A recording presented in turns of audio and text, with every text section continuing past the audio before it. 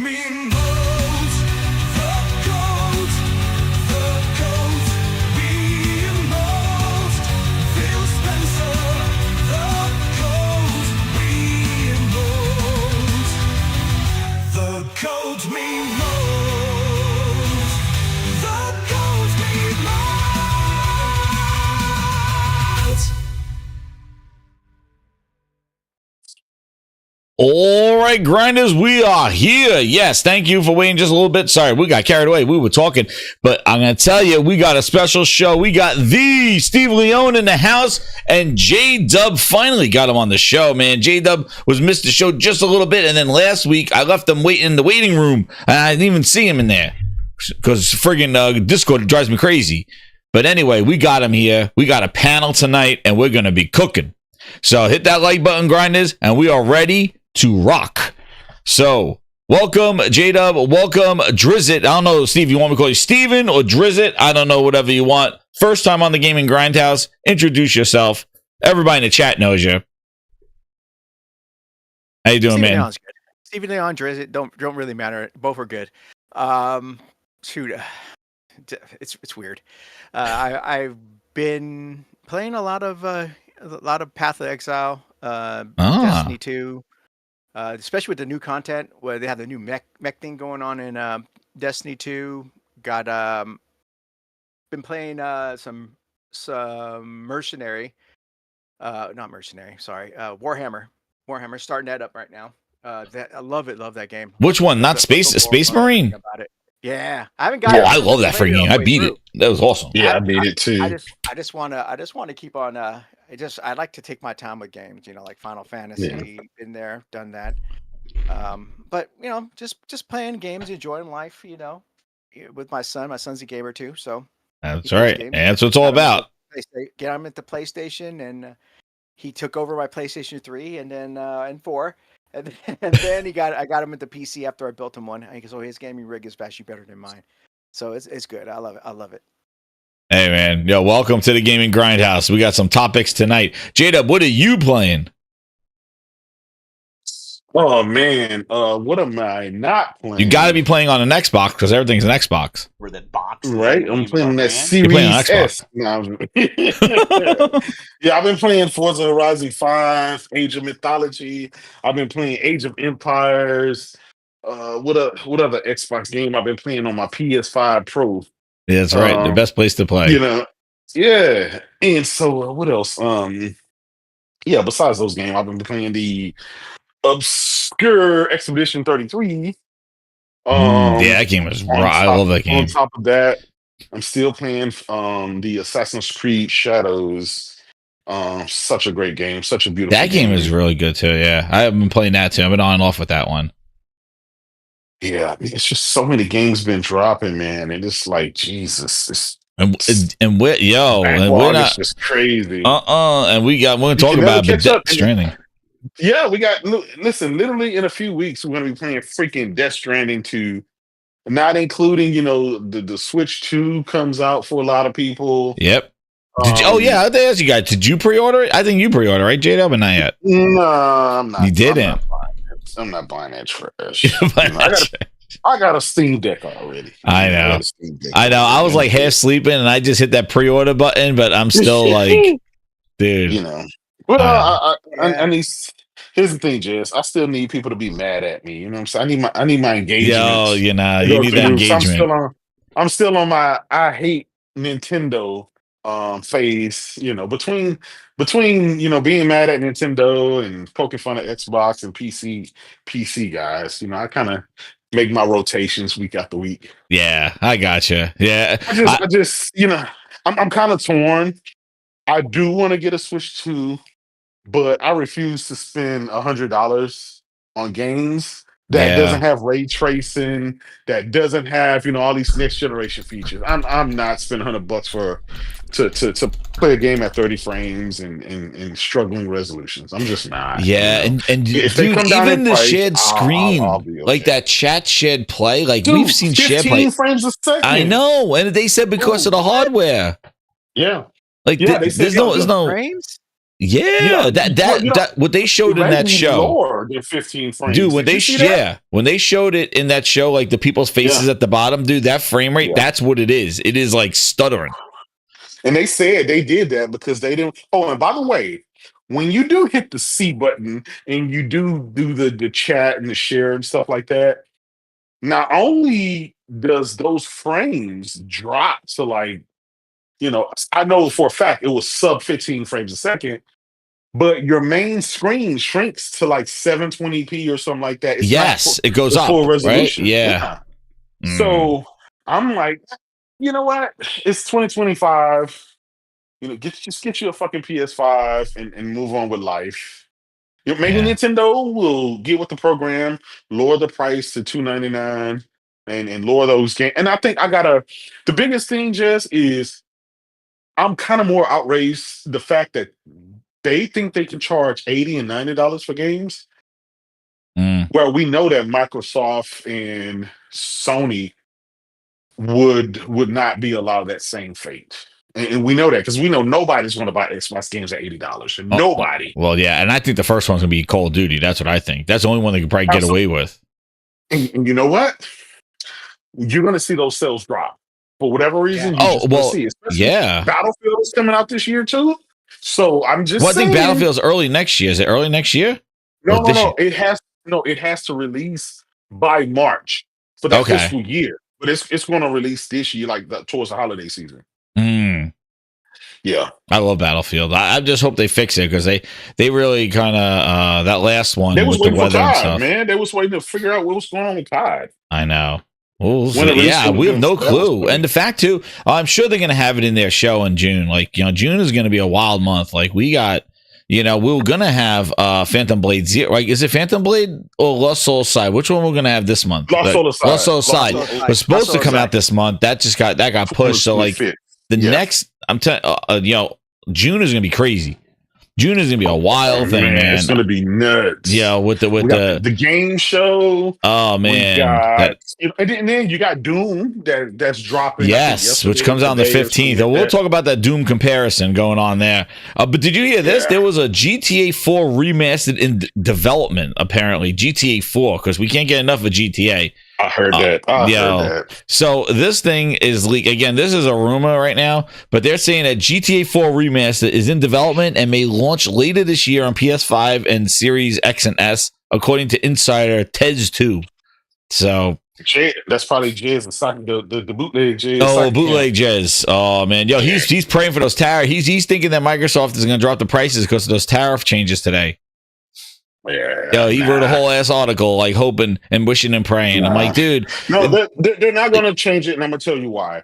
They're not. The temporary tariffs is for 90 days, right? Yeah, 30 or 90 they're not days, going to. like 90 that. days. 90 They days. can't keep 90 days. They can't keep raising prices up and down like that. No, they're going to keep, and plus those price changes, from what I understand, for the games don't take effect until this holiday season. Yeah, that wasn't anything to do with a tariff. That's a digital that's a digital game that their games will be $80. Like that had nothing to do with tariffs.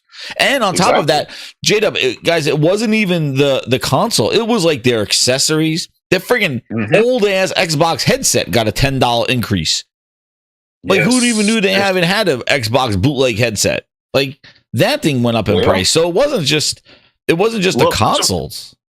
To be fair, their accessories do sell more than their console and games. So, I mean, I guess that does make sense. No, but it was like everything. It wasn't just the consoles that went up in price. Like it was everything. Yeah. And for them to kind of now come out a week later and go, oh, yeah, guys, we're all down again. Like they'll put have maybe some sales, but I think those are the MSRP prices moving forward. Yeah, that's what I think, and they may have more aggressive sales, but with those prices. But I think that's what they want. They gotta make their money back. I'm gonna be honest, Jess. Listen, guys. I know times are changing and stuff like that. I don't care if it's Sony or not. I can't get jiggy with the $80-$90 games. I just can't. Yeah. Because what's going to happen, right? And this is going to be a downfall. We're going to be more selective about what games we buy. Oh, of course. That is going to mean there's a lot of games that won't sell. That means there's a lot of developers that's going to go out of business, and that's going to leave you with Ubisoft, EA, and just a handful of other developers. Mm-hmm. It's not a good thing for gaming in general. No, we're going to be much more critical if they go $80 of like, what? Yeah. And again, it's crazy too. It's like $80. What the hell are the special editions going to be? 120, 150? Yeah, pushing 200. Like, what are we doing here? Like, if the base game is $80, like, what the hell? That's why I was surprised that what was it? With the not the Godfather, the Mafia is gonna be 50. The Mafia, yeah. That's pretty interesting. That's gonna be 50 going forward. And then we know with Yotai and also Death Stranding, that'll be the traditional 70. I think Microsoft, they said their first party stuff. So I think starting with Call of Duty and moving on from there, they're going to be thinking that they're going to try to do $80 games. And, I don't know what the hell I don't exactly what. Oh, and that was the other thing I wanted to put. I didn't put on here, but we'll get into it. That DRING article, because I did cover it on Friday, but now he seemed to be like doing, somebody must have called him up and did that. But when we finish this GTA 4, do you guys, I saw JW, you said this was the worst one. Yeah, you don't like GTA 4. I don't Nico, listen, it's not that I don't like it. It was just the boring one out of each one. The whole Nico Bellic story, everything. It did, the ballad of Gay Tony was probably better than the DLCs were better than the game. Yeah, the DLCs were better.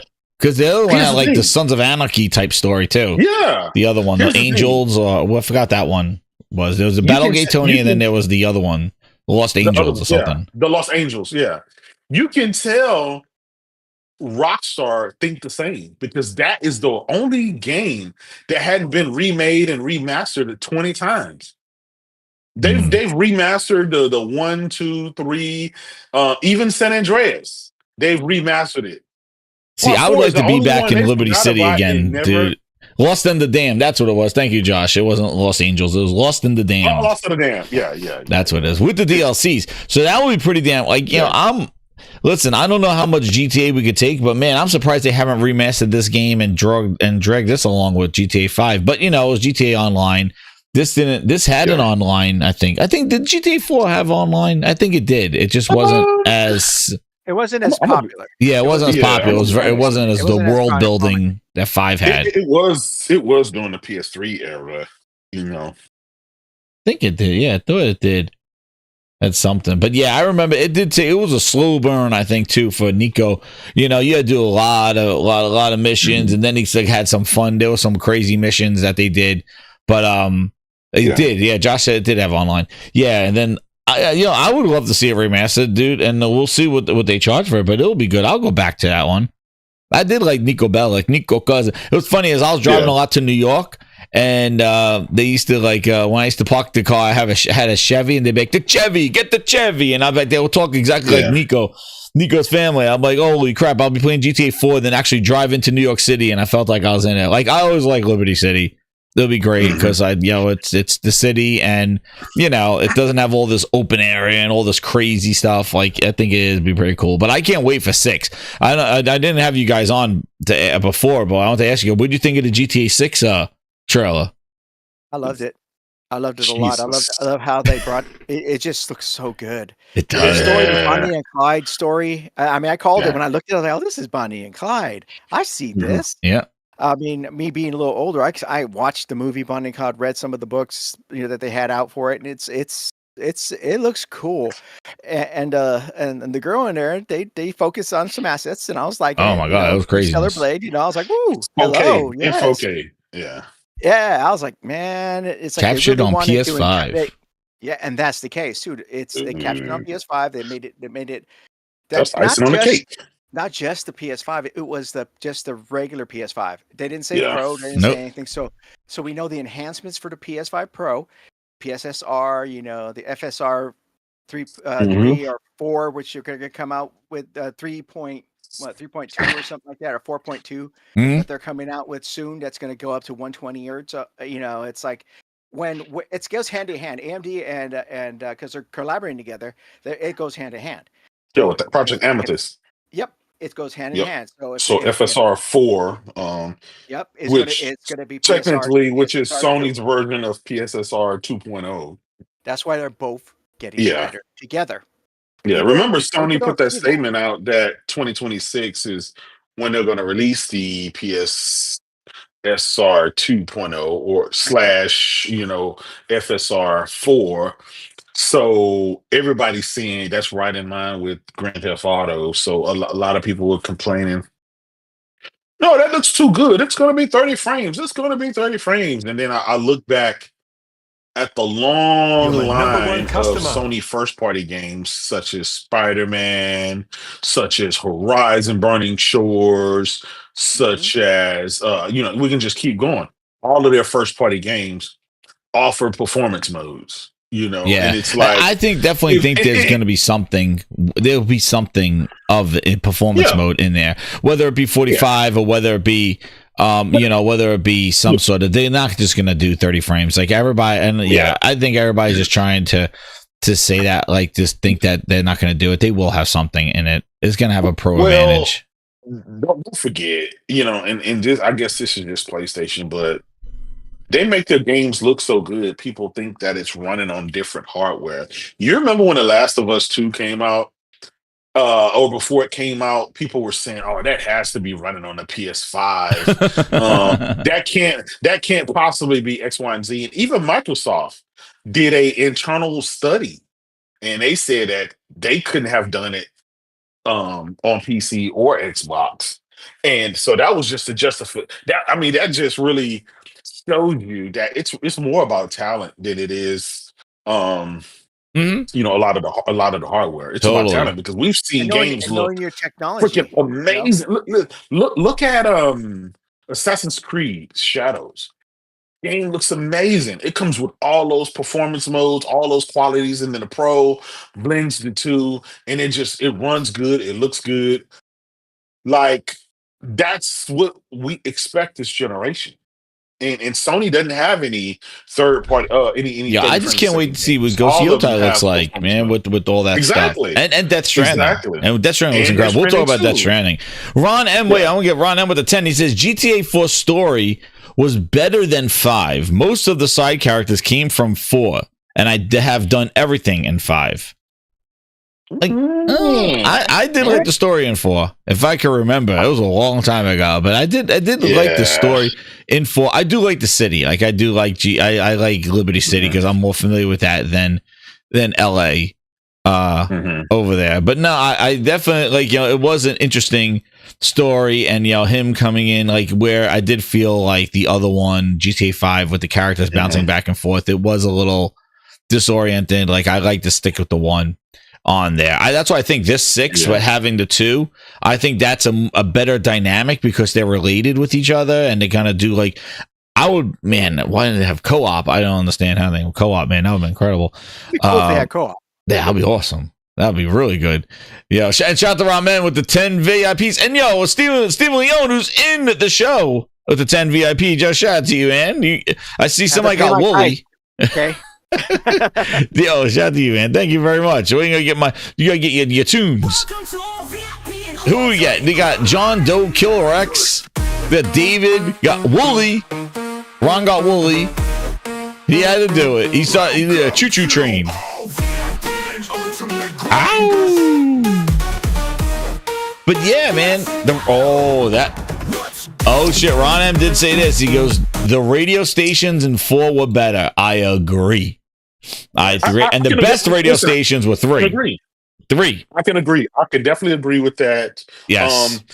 I just, again, it's just a personal thing. It didn't count. I bought the box set to 3, though. Every other GTA captivated me. 4 was the one that didn't really do anything. Well, I'm not saying it was a bad game at all. Yeah, you say of the GTAs, it was the one that didn't care for that one. Yeah, because think about it. If it really, and I would love to see how many copies that sold compared to 3, and obviously nothing compares to 5, right? That game has lasted for 15 years, right? Over 250 million copies sold. So that speaks for itself. But I'd like to see what 4 sold. How did it do critically? Yeah. Well, J-Dub, I have the topic for you here that you were celebrating here, and other people are celebrating. But man, Satya, he got that PlayStation glaze, man, and he's not done. Not only did they put Forza Horizon 5 on the PlayStation, but now they got a special car, better together car, the green and blue Lamborghini, better together. Satya just can't get himself enough of PlayStation. He got that. Yep. He got that PlayStation glaze. Yep. I got it going on. He got that PlayStation glaze. He loves that money. Tom Warren, man. That's a nice car, man. That is a nice car. That looks good. It looks good, dude. Yeah. Tom Warren said Microsoft has added a special library to the Forza Horizon 5 that's designed to unite Xbox and PlayStation fans. The green to blue gradient marks Forza Horizon's cross-platform across Xbox, PS5, and PC. You want to know what, guys? I've never seen this level of celebration when Microsoft was bringing their stuff to PC. I didn't see any of the celebration, and they own the operating system on PC. Yep. I have never seen this better together. You complete me. Xbox PC. Yeah, Xbox PC, Xbox. Remember? Dude, I never seen the level of celebration. Win 10 fan. Remember Win 10 fan? Oh man, yeah, I remember that. But I did, like, they weren't celebrating like this with this. Like there is no hiding it. This is not like how Sony dropped something on PC where it's like all of a sudden you just see like, oh, the game's here. Dude, they are rolling out that carpet. They are like, yo, we are all here together. And what's even crazier is that I got this tweet Well, here's the Lamborghini. Let me show you what it looks like here. There it is. This is the Lambo. Forza Horizon 5. Better together. Green and blue. There it is. And what I thought was crazy was, there you go, look, out now, all those things. What I thought was crazy is that this, where is it? Let's see if I can find it. I thought I had it, did I have it saved? Hold on, I'm going to be finding it here. Where is it? It was, hold on, I'll find it. But it was crazy that Aaron Greenberg tweeted out that thing. And I'm like, when the hell's the last time Aaron Greenberg is tweeting about PlayStation? Yeah. Crazy, dude. They got these dudes that used, here he is. Here he is. Look at this. Look at this clown. Aaron Greenberg, Lamborghini and Forza celebrate to unveil the symbol for more people driving together. Dude, Aaron Greenberg. I like search his profile to see the last time he talked about a PS5. And then all his trolling that he did in the 2016 and stuff where Sony didn't sell and Xbox was number one. Oh, man. And now they got Aaron Greenberg. He's tweeting out about better together, PlayStation and Xbox car. How times have changed. Outside Gaming Night's asking where Aaron is. Where's Aaron? Aaron. Where is he?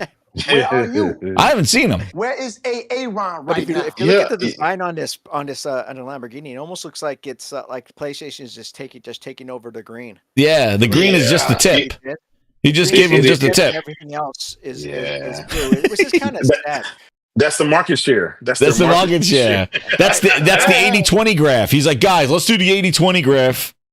You know, Mr. Our good friend. Oh shit, I have that video. I got to do a video breakdown, dude. I'm gonna. That's another video I'm gonna do. But I have the video of that guy's presentation. What was his name? Oh my god, what was that guy's name? And he did the whole thing about how Sony has the market share and like the 80-20. That's what that is. The 80-20 graph.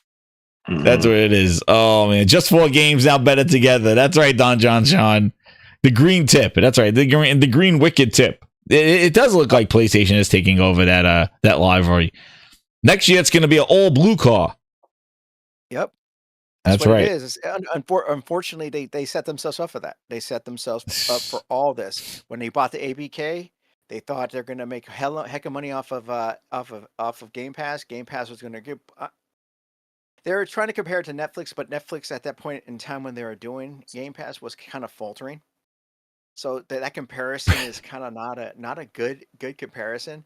Even that, games are a longer investment than there is in movies. Movies are and shows are a small term investment. Mm-hmm. You sit down for an hour or two and that's it. Games are a lot longer, and if you're not interested in all the games they're offering, it's useless. You just get it, set it, forget it, and be done. Yeah, and that's it. I'm telling you, this is this whole ABK deal thing is this is going to be a book for the ages. I can't wait to see it. Maybe 5 years from now is like the fall of Xbox. Like somebody's writing that book. Jason Schreier probably already has that thing like scripted out already. This has to be the most incredible journey. Like if I looked and just like did like a script of all the shows that I've done for the last 6 years and just watch the story of like how this came to be, and it all started with just them shutting down those studios and canceling Scalebound. That was the beginning of the end. Number one customer. Because they were on a roll. And actually, you could go back before then when they announced the Kinect and all that other stuff. And that was really the gut punch. But they never recovered from that. They never recovered. And even when they had the games in the first few years of the Xbox, a year or so of Xbox, PlayStation just owned them. And they never came back from that bad publicity that they got with the launch of the Xbox One. And then it just capsized back in when they started canceling stuff. And when Satya came in, dude, it was done. And done. Yes, they're already done it on YouTube. I know. You just follow my channel, watch all my videos. Mine's from an Xbox fan perspective. You get to see how I go from angry to just going, they suck. They just suck. And watch what they've done. all these years that they're doing this now. And I remember when it was Better Together, right? When they were doing, like, they were trying to get everybody to play online. I thought that was even weird that they were pushing that back then, you know, like, because Xbox Live was like this exclusive online feature set. And the fact that since they were exploring the PC stuff, they were all pushing this, like, everybody should play online together, cross play. And they will, like, initiate that. And Sony was like the last to jump on board. But yeah, but that kind of, and I think that hurt them as well, because then now you could still stay on PlayStation and go to PlayStation and still play with your Xbox friends. So there was nothing holding you. Like, that was like wave 2 or 3 of, like, you could just leave the platform and still play with your friends, you know? And it just hit after hit after hit of them just losing stuff. And now this is the final one. And I just can't believe, I said it last week, guys, I just can't believe how last year it was just 4 games. The year before was exclusive Starfield. Then it was just 4 games. And this year's the whole slate.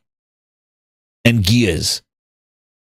I can't believe how fast this has moved. It's the board that's jumping in on this. The investors are coming in and telling them, hey, you need to generate some revenue. Right? That's revenue is just making their money back. Yeah. And it's not profit. Profit is when you make more. Yeah. And that's what I look at. I look at how much profit are you really making without ABK? With ABK, if it's not over 20 to 30%, you're not making enough of your money back to quantify what you just bought. Mm-hmm. And that's the problem. Well, that was the problem that they jumped in full force, you know, and feet first, and then started threatening people. And it's like, come on, man. Yeah, they're threatening. They're threatening CMA. You're burning all your goodwill that you had with your Xbox fans, which is about 36 to 40 million, give or take, depending on how you see it. And the problem is that they're burning them. They're burning to the point that they may not come back. They may not even buy their games on PS5. You know, right now the PS5, I think there was 1.2 million for pre-orders for what it is, the remake of Gears of War, and then you got Forza was 1.5. Yeah, that's good. Yeah. And all good and well and Those good, are 7. Those It's are. not enough. That's not Yeah. enough to satiate that. Even if it's at full price, it's still not enough to make people want to invest more. That's why that's why a lot of these third parties are going in from Xbox and not coming back. Yeah. Mm-hmm. Jenna Hayes with the 5. PlayStation better watch out with Xbox being all friendly. I think Microsoft will try to stab them in the back eventually. Oh, Jenna Hayes talking about the possible Trojan horse. Microsoft getting killed from the inside. You know, here's a thought. And this is not even on the list, but I got you guys on here. I want to hear your thoughts on this. Is there a way, and just like what Jenna Hayes is saying, do you think that with all these games coming to PlayStation, that Microsoft is now, remember they always wanted to get Game Pass on, Steve, I'm going to raise your volume a little bit. Hold on. I thought he was low to me too. I'm going to go to my wonderful Discord app and fix this. But what I wanted to ask you guys is that, you know, do you think there is some sort of thing that Microsoft would do to try and basically put some sort of subscription, or maybe attach it on to PlayStation Plus, sort of like how Ubisoft Classics is on there, of like some of their games, like in a kind of a Game Pass Lite for games that are on there? Do you think that that's something that they could do if they build up enough library over there? Still not. Maybe. I mean, it just depends on how much they sell their games for. You know, they can't. I don't think they can get away with $80. I don't think they can get away with $70. They may have to wholesale discount enough to where they're going to make it way above cost, but not quite $80 to $70. Because I don't see them at this point with $78 games, even with $70 games, $60 maybe. Yeah. Them going and making their money back and getting more people to come in. I mean, like they said, Game Pass is stagnant right now. So is Plus. But the money that they've invested, it's going to be hard pressed. They're going to be hard pressed to do that. They could do it. It's just that they're going to have to kind of, unfortunately, lower their prices. Yeah, or pay Sony a lot to put it in their service or something like that, like or pay off Sony. Pay 40% or pay 40% to Sony to get them. And they put all their stuff on there. Yeah, because they wanted Game Pass on there, and that would just be another way for them to kind of count Game Pass kind of subscriptions for it. Maybe they could say, hey, we're going to add Xbox. And I didn't even think I was going to throw this out there, and JW, for the question for you. What about if they added Xbox Core, not the day one, because Sony probably wouldn't let that because they want them to pay, they want them to buy it. But what about that Xbox Core, the middle of the road one, the one that sucks, that you don't get day one games there, you get them like a year later, like maybe that one, like a Ubisoft one. Do you think that they could kind of roll that into PlayStation Plus or PlayStation Essential?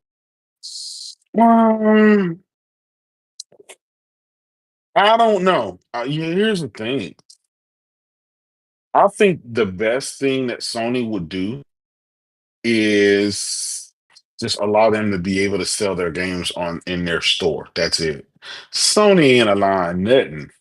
They ain't allowing no Game Pass and nothing. No, they're going to make sure they sell their game. That's why I said the other one. Yeah. Yeah. The only way Sony would allow that, again, Microsoft has to officially pull the plug on their hardware business. Everything, yeah. And just become like a Ubisoft. So that way, it's just like Ubisoft services on PlayStation, EA service is on PlayStation, and on all kind of other things, services on PlayStation. It'll just become another service like that. But with that being said, the devil's in the details, because technically Sony wants that 30% across any game that you put in their store.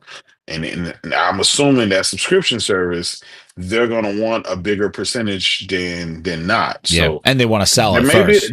Yeah. And Sony want to make that 30%. They're not going to want to day one it.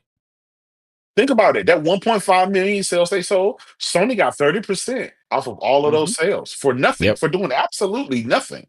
That's just free money coming in on the store. That's it. Yeah. Right? Yeah, they didn't have to make the game. They didn't have to market the game. They didn't have to do anything. They just allowed it in the store, and Microsoft cut a check off of each sale, 30%. And what's crazy too, like with the Forza, the fact that the Forza, like that game, Forza 5, we didn't even hear about this thing, right? At all. Like it was kind of dead. Like it was, everybody's like, where's the new Forza? Like it was Forza Motorsport last year, which basically everybody just skipped over. That one's not coming to PlayStation for now. And that one's still a disaster after 7 years of that one. That one sucked on PC. It was not optimized at all when I played. But Horizon was sort of like just dead. It was just there. They may do like a little content drop here or there, but like they finished their season pass. They finished doing all that stuff, and it's just crazy how they just gave it a whole new set of life, and now adding this library to it and things like that. Yeah, to celebrate it coming to PlayStation. But what's a crazy question? Going back to the Activision one, and Steve like this one. Neil asked a question here. He goes, "Here's a crazy question. Since Microsoft is putting games on PlayStation now, why would they just have a 10-year deal with Call of Duty?" And I'm just reading that. I just give my impression on the thing is that I feel that this shows how this thing just happened. Like when they were negotiating this deal, they thought that they were going to function like they were functioning already. And I think that this whole and that's what goes to the whole how fast this is, the whole frosted glass and getting the best versions of Sea of Thieves and all this other stuff. Like, dude, it wasn't just Bethesda games. They're going back to their own branded games and Sea of Thieves from Rare and make a PlayStation game first time ever. This wasn't like a third party. Oh, well, Activision and Bethesda already make third party. Let them cook. We kind of knew that, except for Starfield and Redfall, which fell flat on their face. But what's crazy is that they thought they were going to do that again with Call of Duty. But that's a good point. With 10-year deal, like there's no more 10-year deals anymore. This is like, who knows if Call of Duty is going to last 10 years on the Microsoft. But that was pre. It was pre this whole. It's over. Like we want our money back. That just guaranteed. That just gave Sony guarantee. Because they won't pull it. They didn't know that this direction was going to happen this quick, right? But I'm pretty sure they had an inkling in the fact that Microsoft gave them dev kits. They had signed deals in NDAs for Rare back in 2020, 2019. So they knew this fluctuation of Microsoft first party games were coming, but Call of Duty is what they cared about because Sony made a shitload of money. They made billions off of COD because COD sold more on PlayStation, right, than any other Yeah. platform, and Yeah, it did. it was just a win. They already counted that part of their annual income. That was part of the company. Now Microsoft comes and buying. That wasn't guaranteed. What if Satya changes his mind? What if he does this? What if he does that? What if he removes it from their platform? Period. Right. And so that was a real fearful um thing for Microsoft, You're where my it's number like, one listen, customer. guys, this $3 billion we make a year, that may be gone. We have to subsidize some kind of way to get $3 billion back to replace this And COD that's what revenue. caught him off And so guard. Yeah, because I think that's what caused and spurred the purchase of Bungie. It was a desperation move saying, listen, our players, our gamers expect to have a freaking shooter on their box. Call of Duty is traditionally that main shooter, but if COD go away, what are we going to replace that with? Well, let's find the second biggest shooter out there, right? Which was at the time was Destiny. yeah. Well, let's buy them. So if worst case scenario happen and they remove COD, we can at least offer them the second best, hottest thing that most gamers play or whatever. Oh which was yeah, I Destiny always think that, but I always thought time. that Bungie acquisition was a knee jerk reaction to what was going on. It was a Jim Ryan knee absolutely jerk. was a knee. Yeah, it was a knee jerk. And but that to be whole fair, service thing, like they were trying to replace Microsoft might do with Call of Duty because this thing, as an executive, I can tell you it was a knee jerk reaction, and it was a holy shit. We may get caught with our pants down. Exactly. We got to build a safety net. $3 billion a year. We have to do something. We have to offer something. So they, clearly they bought Bungie. They still said, "Hey, listen, we're going to keep our games going to other platforms as usual." Because guess what? They want that money. Yep. It's about, and I'm throwing $3 billion out there. I don't know how much Sony made off of COD. It was a lot, right? It was a shitload of money. It was enough to scare Sony to go out and spend $3 billion to buy Bungie. Yeah. That's how much it was worthwhile for them. So and then Microsoft just over time, over the next year, ended up going a different direction and ended up just becoming a third-party publisher. And I'm looking back, if they knew it would have ended up like this, they definitely wouldn't have bought Bungie because they would have had nothing to fear. Not saying that Microsoft still won't yank actually, that's funny. Yeah. the platform, but if COD dies, right? Yeah. If the next Call of Duty at $80 don't sell and it gets half the revenue that it normally produces, that still fucks Sony. Our good Xbox insider has already alluded to possible purchases. Digital Dude says with the 5, he goes, you notice how we don't see Xbox fans asking Microsoft to buy more publishers. Well, guess what, Digital Dude? Right after the FTC got approved and they got that kind of nullified and basically the deal went through and the FTC said we give up and all this other stuff, to the streets Mr. Boomstick went, and he had to say, him and he got a good resident friend here, Hagit. Where is he? He's here. Here he is. Wait, he's on there too because he has to listen to this. But he's so delusional. He's so delusional. I swear. After being bamboozled about Gears being on PlayStation and thought it was exclusive, he went back to the streets and now said this. Now no longer run FTC by Lena Khan. It's somebody else. The FTC has lost. Now we're going to get into, is acquisition season back on the table? You see, the play, at least in my mind, is that game is at least in my opinion, as big and potentially bigger than Call of Duty.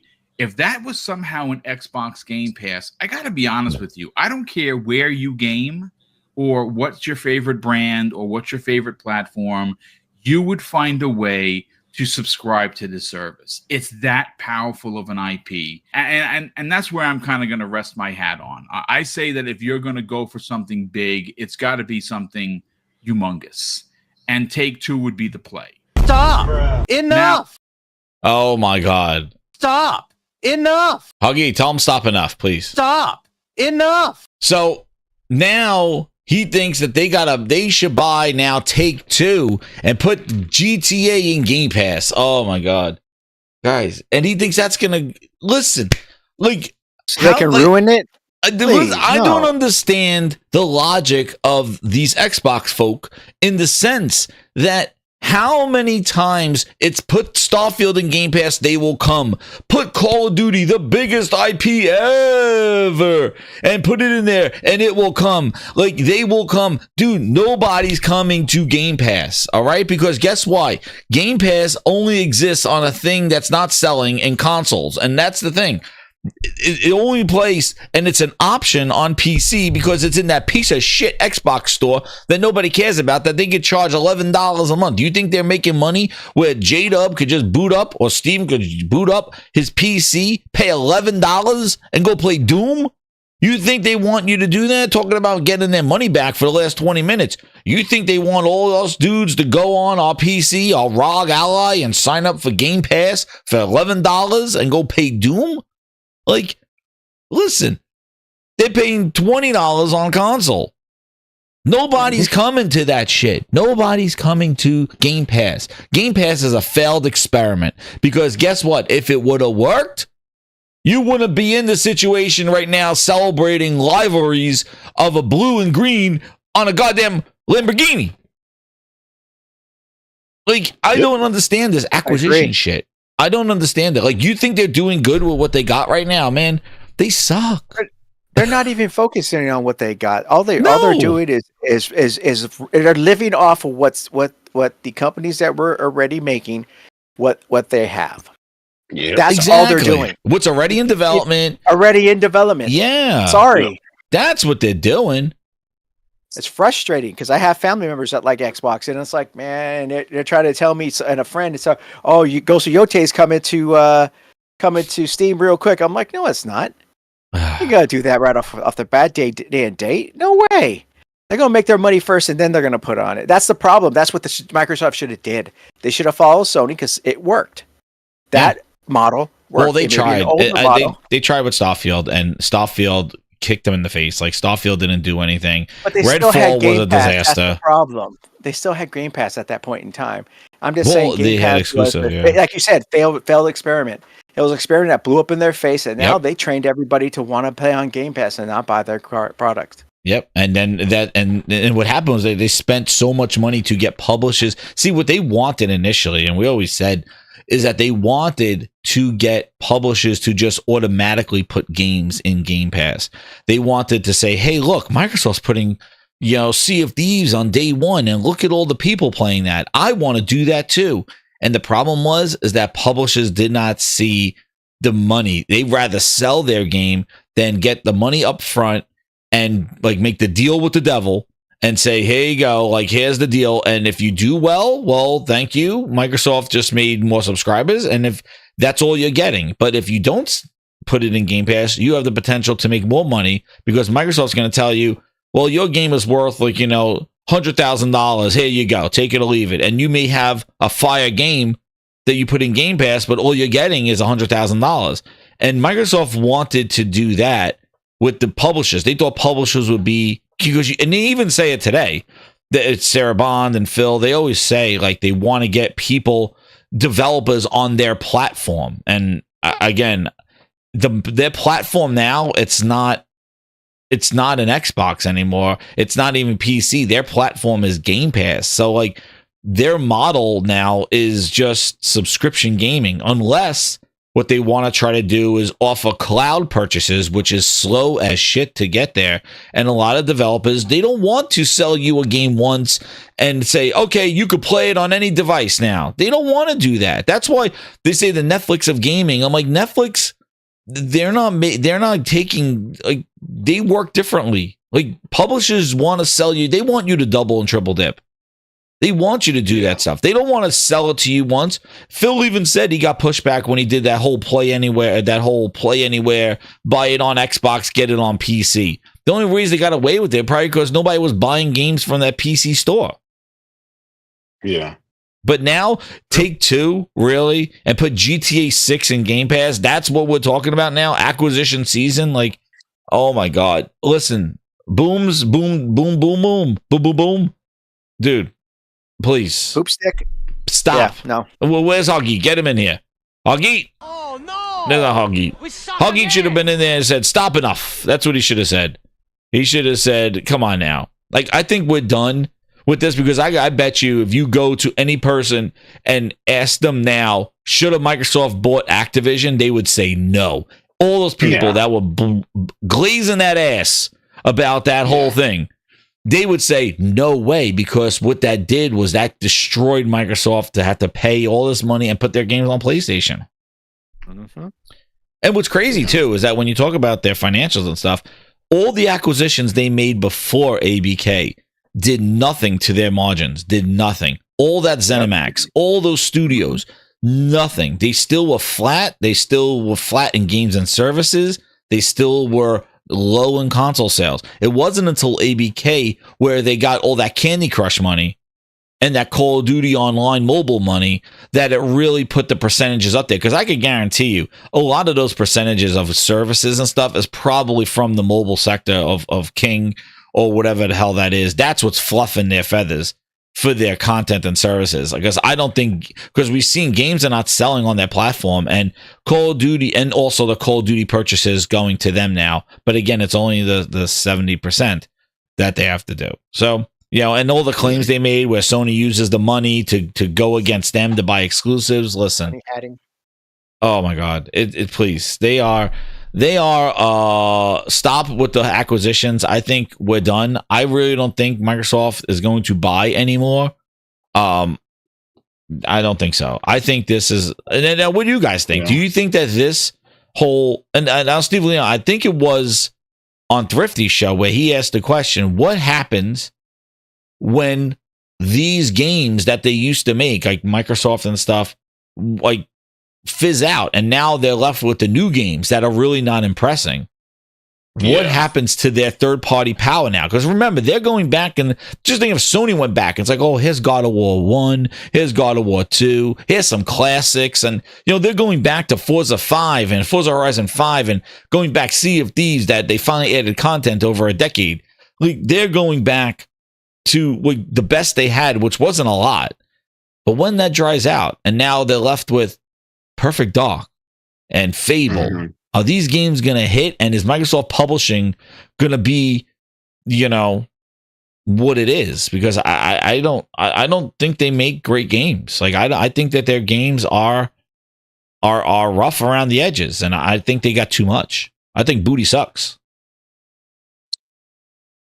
I'll tell you this, man. And see, here's the thing. It's great that Microsoft is putting out some games now. I think the games that they're putting out now are the games that Xbox guys have been hoping that they would have had all along, right? But they didn't. They really didn't get anything but, you know, Bleeding Edge and Battletoads and Phantom Dust with original assets. Oh, right? Shit, yeah. But now they're putting their games on PlayStation. They're starting to up their quality, the quantity, and everything else. So I don't know. And here's the thing: Satya and Phil, they know if they're going to bring games to Nintendo or PlayStation, in order for them to sell, they have to be of a certain quality. You just can't put a wild, that shit ain't gonna sell on PlayStation, right? Like, PlayStation gamers are not gonna buy Redfall. They're not gonna buy the other crap, the Game Pass fillers. So why would you spend all this time and money porting some? There's a reason why Redfall didn't get ported to PlayStation, right? Yeah. And a lot of other games aren't going to get ported. They're going to put the top stuff, the stuff that will sell. That's why Gears is going there. That's why Halo. That's why Flight Simulator. That's why the rest of those games are going there. Games that stand a chance of selling. And I'll keep it. I'll keep it 100. I think when Forza Horizon 6, I think when the new Halo comes out, I think when Gears E-Day come out, those games are going to do big numbers day and day on PlayStation. They're going to do big numbers. Now you can say 1.5 million, right? which is a great number. That's more than the Xbox have sold, right? But you could say, well, that's good, but it's not, what we were thinking, given that PlayStation is sitting around 90 million, install base.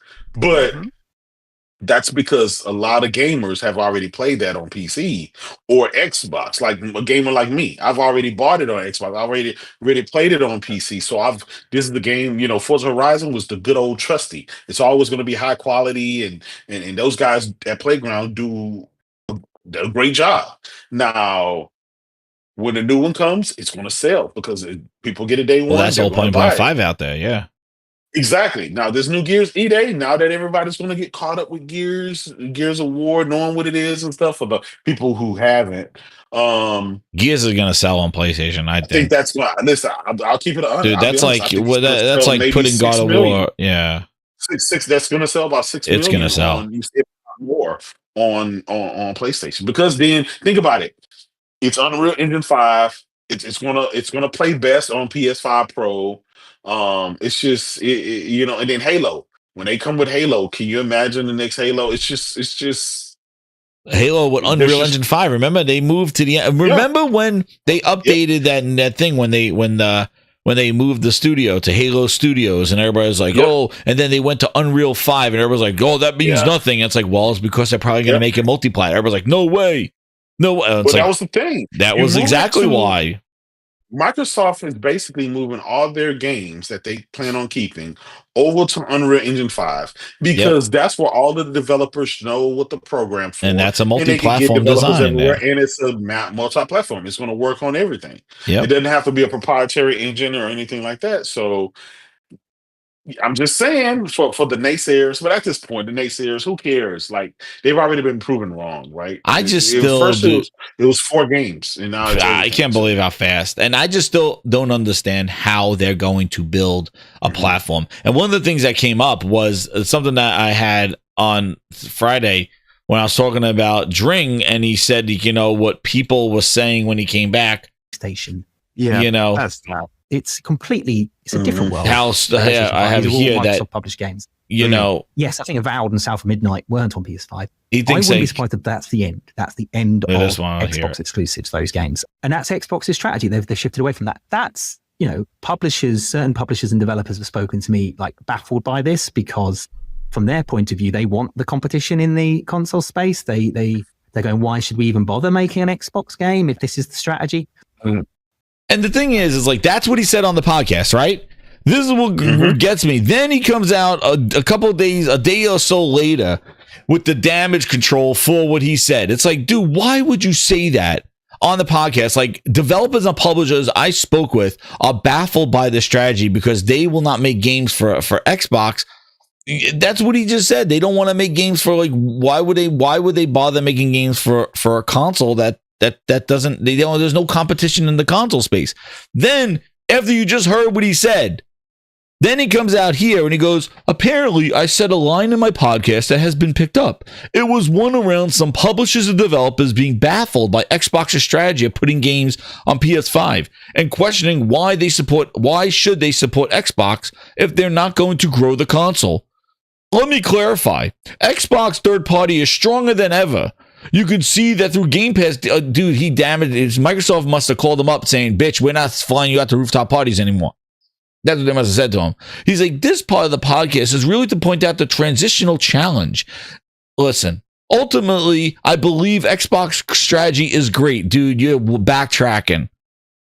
Listen, you wouldn't have said that if nobody told you. You said publishers and developers told you.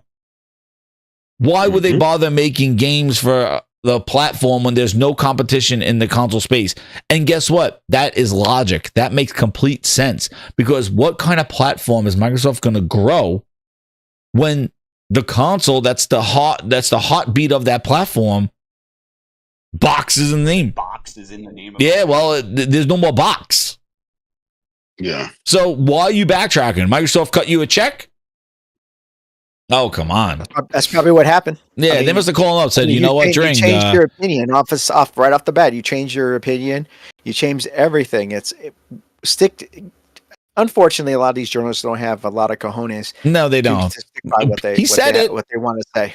He said it, but he's not going to stick by it. He's going to go by what he can make money off of. Unfortunately, yeah. A lot of these people like to flip flop, drip drop, and glaze their way to the tip top. That's all about engagement, dude. That's what it's all about. Exactly. It's like, let me get that, and then you see, I have another. Look at this. You want to see something? You click on him and watch this. Where is he? Look at this tweet.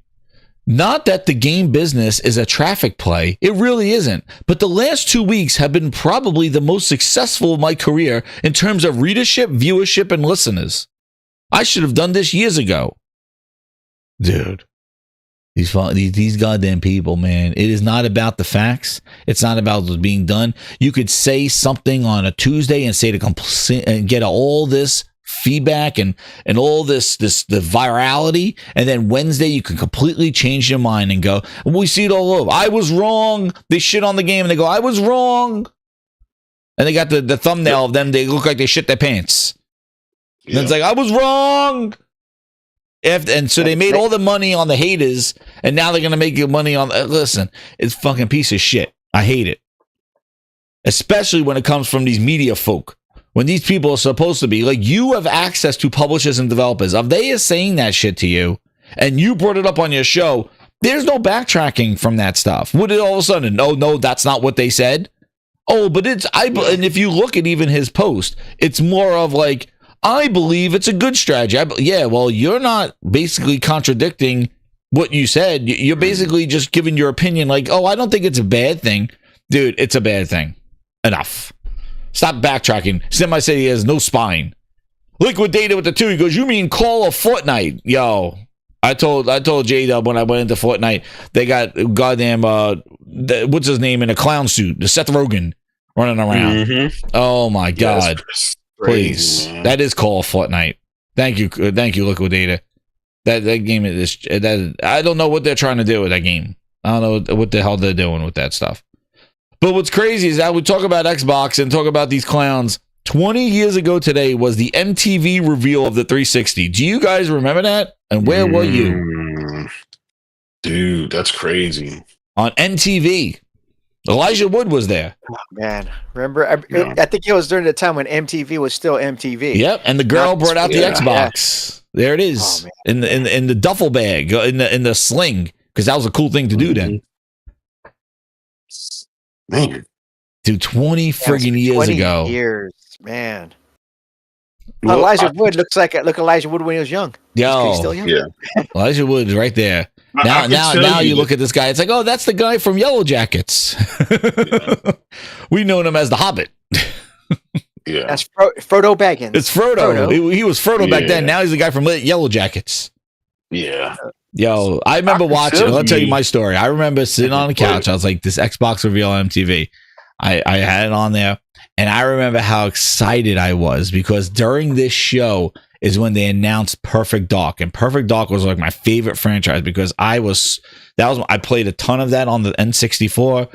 I loved Perfect Dark. That was like my franchise, and that was what I wanted Microsoft to do after they bought Rare, to do something with Perfect Dark. And when they said Perfect Dark was coming for the 360, I immediately just went crazy. I was like, oh my God, like I'm getting this thing. The 360 is what I'm going to buy, and they got it online. Mm-hmm. And then they even had like the PMS clan, like they were doing all those clans. Remember?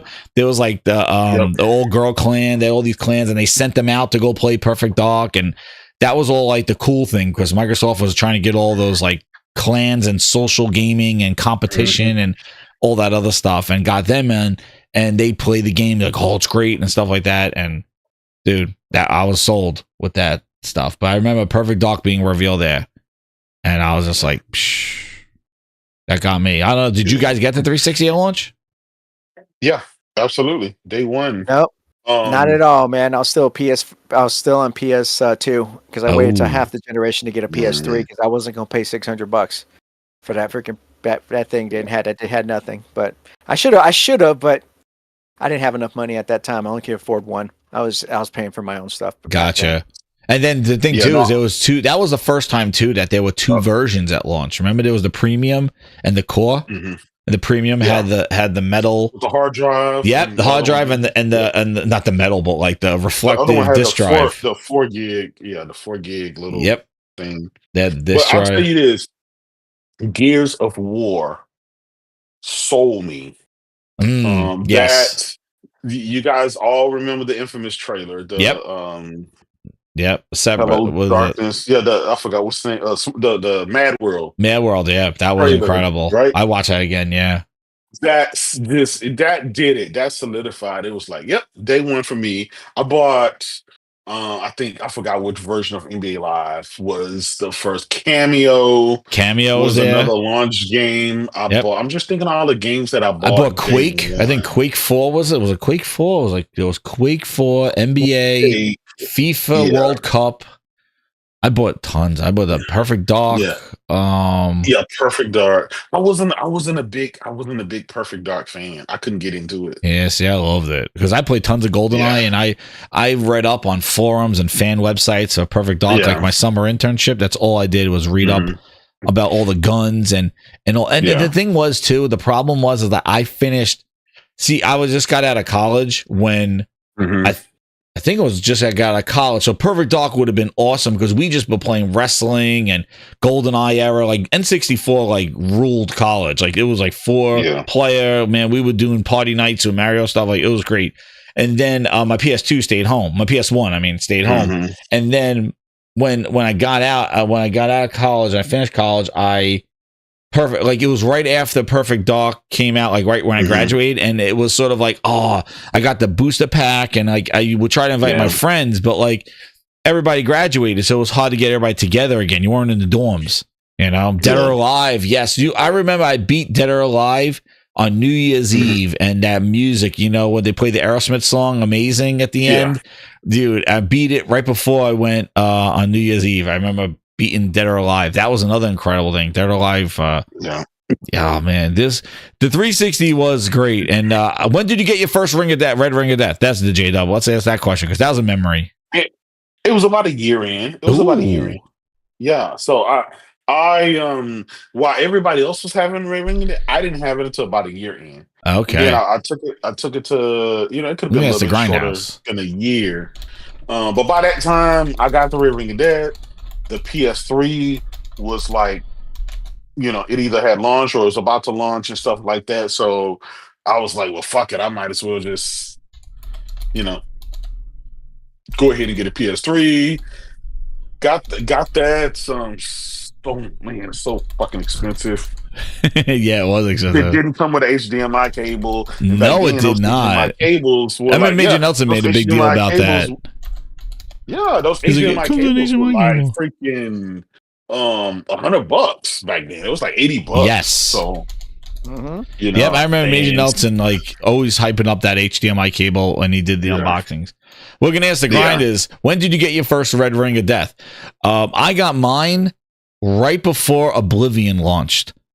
It was March, and I was playing NBA 2K, and I remember I played the hell out of that game because of the cloth physics. It looked so awesome too. Like it was really like a next gen. Like it was definitely like because they always had graphically really good looking games, the NBA 2K. But man, the what they added the cloth and the sweat in it, and I would just play so much of that. And I remember, and it was in and it just had a red ring. I'm like, what the hell is this thing? And then it never came back. And then I had to ship it in the coffin, and I had to get it back in time for Oblivion. And I was like devastated, dude. I was like, "Oh, you kidding me?" And now this thing was like $400-$500. It was like $400. Like, so it was a lot. And like, I was going to go out and go buy another one. But then what happened is like, and then I had a failed power brick. The brick had a yellow. There was another issue. It was the yellow light or white light or something like there was a light on the power brick. Because if you remember, 360 had that monstrous power brick they could kill somebody with. It was like 10 pounds because they didn't put the power supply inside the console. And that thing failed on me. And then I had another red ring and I went out and bought an arcade for the meantime. But yeah, I went through like 3 red rings. And then eventually I just got a PS3 near the end and got God of War, Uncharted 2, Mod Nation, like Mod Nation Races. Heavy Rain, and I played a lot of those. And then I started Last of Us, and then probably the biggest mistake I did was I traded in the PS3 for an Xbox One. Yeah, and I should have kept it because when I saw Xbox One, and because you remember the PlayStation 4 did have a lot of indie games, but Xbox did have a pretty good launch lineup, and I was hyped for Titanfall. And knowing that they had Dead Rising, they had Rise, and then they had Titanfall in the spring, I was going all in on Xbox One. See, look what David is like flipping out. He look what David the 5. He goes, I hope Perfect Dark doesn't turn into a effed up light. And I had 2 red rings of death, and then Microsoft got no more bread from me. Yeah, man, I know. I made One Up Podcast. That was huge, Mango. Yeah, One Up Podcast. I used to listen to that all the time. I used to listen to Sarcastic Gamer. That was another one. I don't know if you remember that podcast. I think they were down by you, J-Dub. They were like Texas, I thought. You ever hear Sarcastic Gamer? They used to have like they made that famous video with the PlayStation failed. Remember How to Fail a Brand? Remember that music video? Yeah. They made that Sarcastic, I know, huge mistake. I know. I should have kept my PS3, please. And I got the slim one too. But to be fair, the 360 I fell for the glaze. A lot of the multiplats ran at 60 frames a second, and they were 30 on. It's just the third party developers really didn't take full advantage, like they typically. Oh yeah, the PlayStation 3, yeah. Well, and now, Steven, you just had the PlayStation 3, right? Steve, you just had the PlayStation 3. I had the yellow and red Ring of Death on mine, where it freaking failed. But that's like a year and a half in, and then they sent me another one, and it didn't. Didn't the PlayStation have like the yellow light or the blue light of the yellow light? It wouldn't even start. It's freaking. It was the CPU that burned out, and then they replaced it for me for $100 because I was still under warranty. And I mean, after that, it didn't die. I gave it away I should have kept it. I had my PS2, but I should have kept my. I should have kept it just to have it for nostalgia. But I gave it to my nephew. He had a good thing out of it. So that's a good thing. PlayStation 3 Slim was a damn good deal. Like that thing was a really good. When they got the Slim and they got the price down, because the other one had the memory cards and it had the PS2 like emotion engine in it for backwards compatibility, true backwards compatibility, dude. It was, and then you could also upgrade the hard drive on the PlayStation 3. You could like get a new hard drive and flash the operating system to it and get more memory to it, like off the shelf, kind of like what you could do now with the PS5. But there you had to do, there was no external, there was no like other slots. It was like you had to take the main hard drive and add an extra. You had to flash the whole operating system to it. But I remember people doing that to it. Holy crap! Shout out to Baldante with the 100. Ooh. Yo, that red is glowing right now. Holy crap. He goes, Xbox One got paid. Yo, Baldante, he saw the picture of Elijah Wood. He goes, Xbox One was my first, then traded up to the Xbox One X, but both were trash. Gave both of them away. Don't bother asking for money for them. Oh, shit. Yo, he gave them away. He put them in people's in front of their step. I did the same with the Series X. Yes. Yo, really? Same thing. You just gave it away? You didn't even ask money for it? Yeah, no. It wasn't worth it to me. I just, I was like, I didn't want to go out there. I just wanted to bless somebody. It was my brother-in-law's brother-in-law who didn't have. Frog gave it away too. He gave it. Series S. No way. It's one of those things. It's like, okay, I got it. I'll bless somebody with it. It's not going to last very much longer anyway. So, I already knew. From listening to all the podcasts, I knew what was going on. Man. Shout out to Baldante.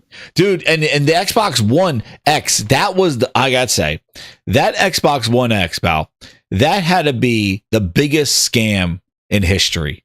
The One X. That thing had a 2.5 year lifespan. They didn't do shit with it. They had no games to take advantage of that thing, except they hyped up Red Dead Redemption 2, getting a graphical update to it.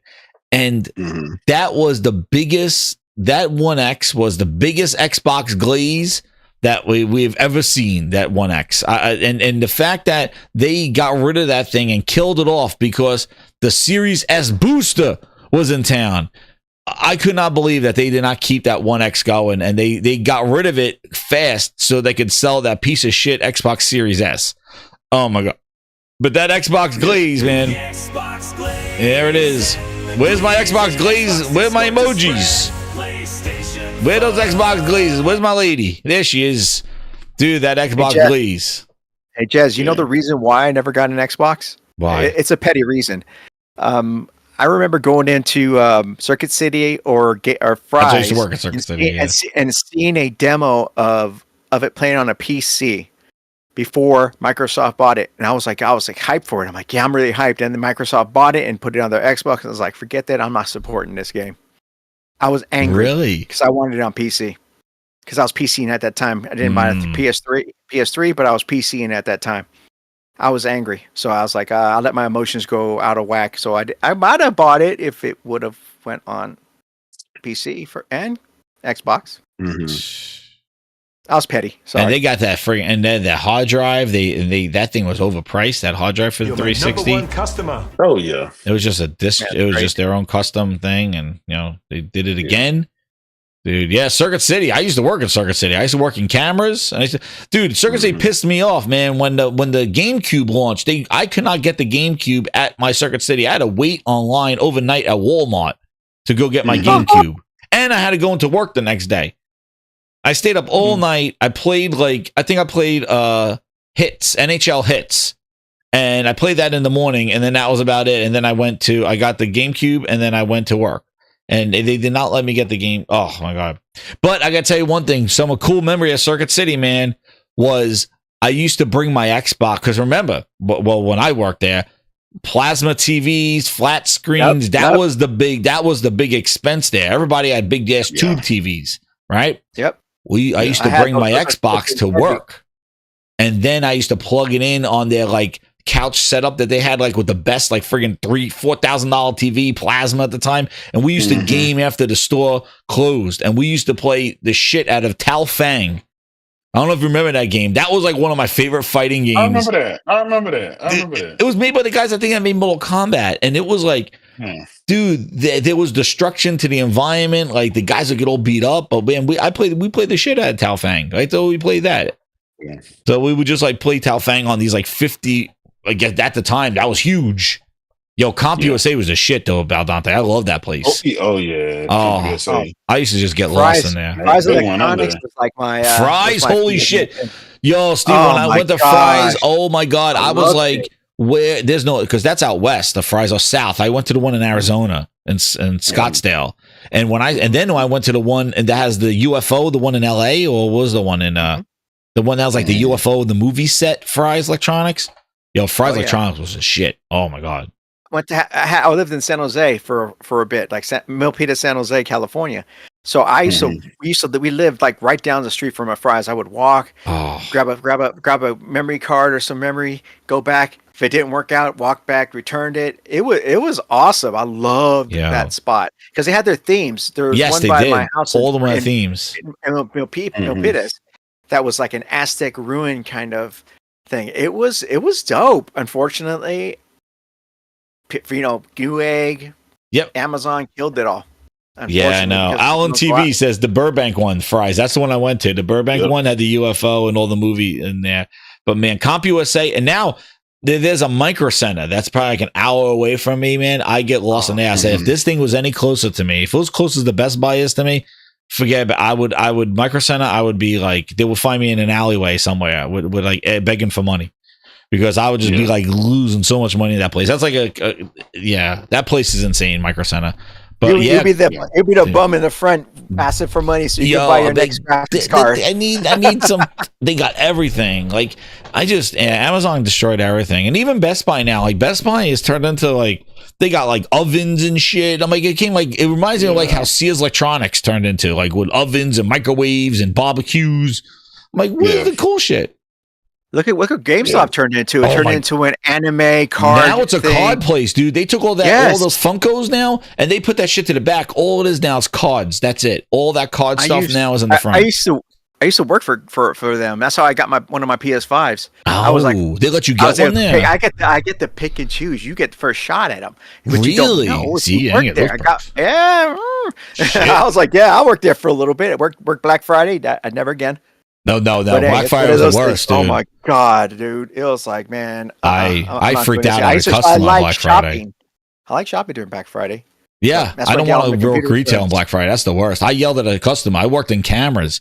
Dude, there were I gotta tell you 2 funny Circuit City stories. I worked in cameras, and there was a guy there, and I was working when there was digital cameras and 35 millimeters. And I'll get these guys in. Dude, they had the mustaches that curled up. They fucking with 35 millimeter dudes with the checkered hats. They would come in there and they would argue with me about digital cameras and how that's not the future. It's 35 millimeter and film.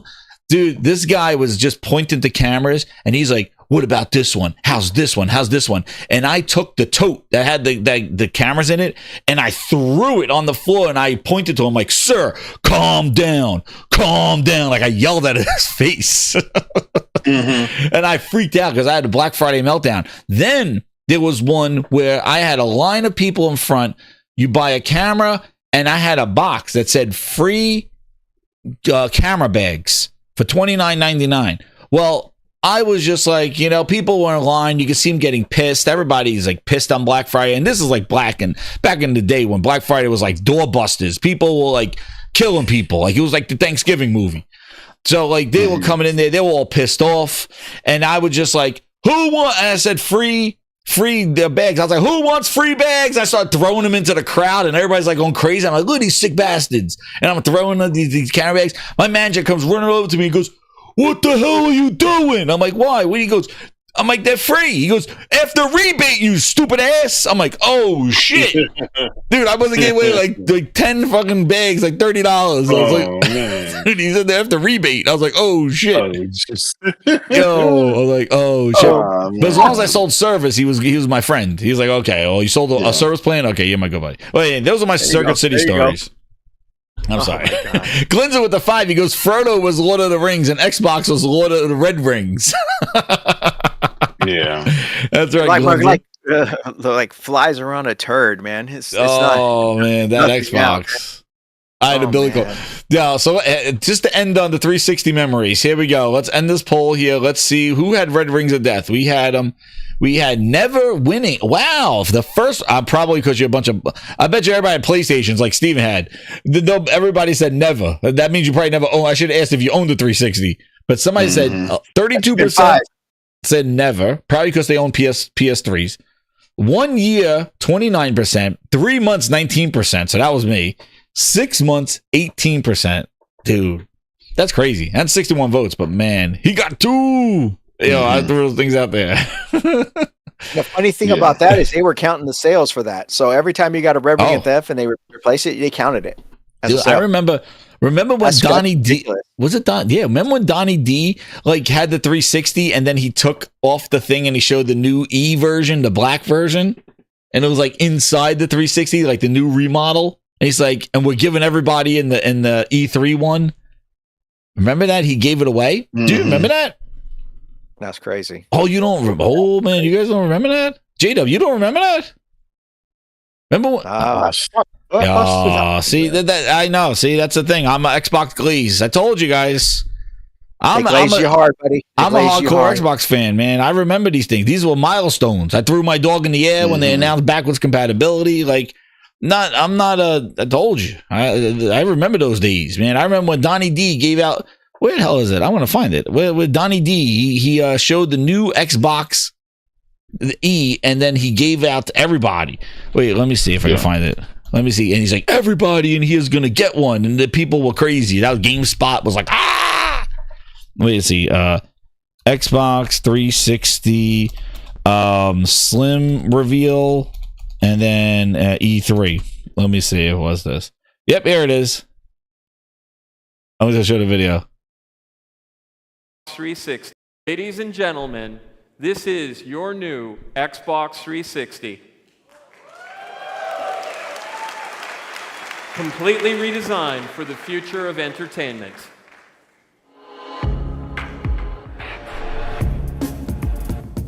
250 gigabyte built-in Wi-Fi. Remember, the original 360 didn't have Wi-Fi. You had to buy the module. Ready for Connect. Xbox 360. Here today, ready for tomorrow. And it had an HDMI in it too. Sleeker, smaller, whisper quiet, and with a 250 gigabyte hard drive, along with built-in Wi-Fi N, which is the fastest wireless network for any Wi-Fi console. N. Oh shit. How much will this cost? Well, you're getting all of this in your new Xbox Same price. 360 for the same price. He was so goofy, Donnie D. You're probably wondering how long it'll take to get your hands on the new Xbox 360. Well, I'm excited to share that we're shipping the new Xbox 360 to Today. retailers today. Dude, I called the Best Buy. I was like, they said today, where is it? They're like, what the fuck are you talking about? And it will be available in stores later this week. Unless you were here in the audience at the Wiltern Theater. In which case, we're shipping the new Xbox 360 to you right now on us. Oh, Donnie D flexing. See? They were glazing them back then.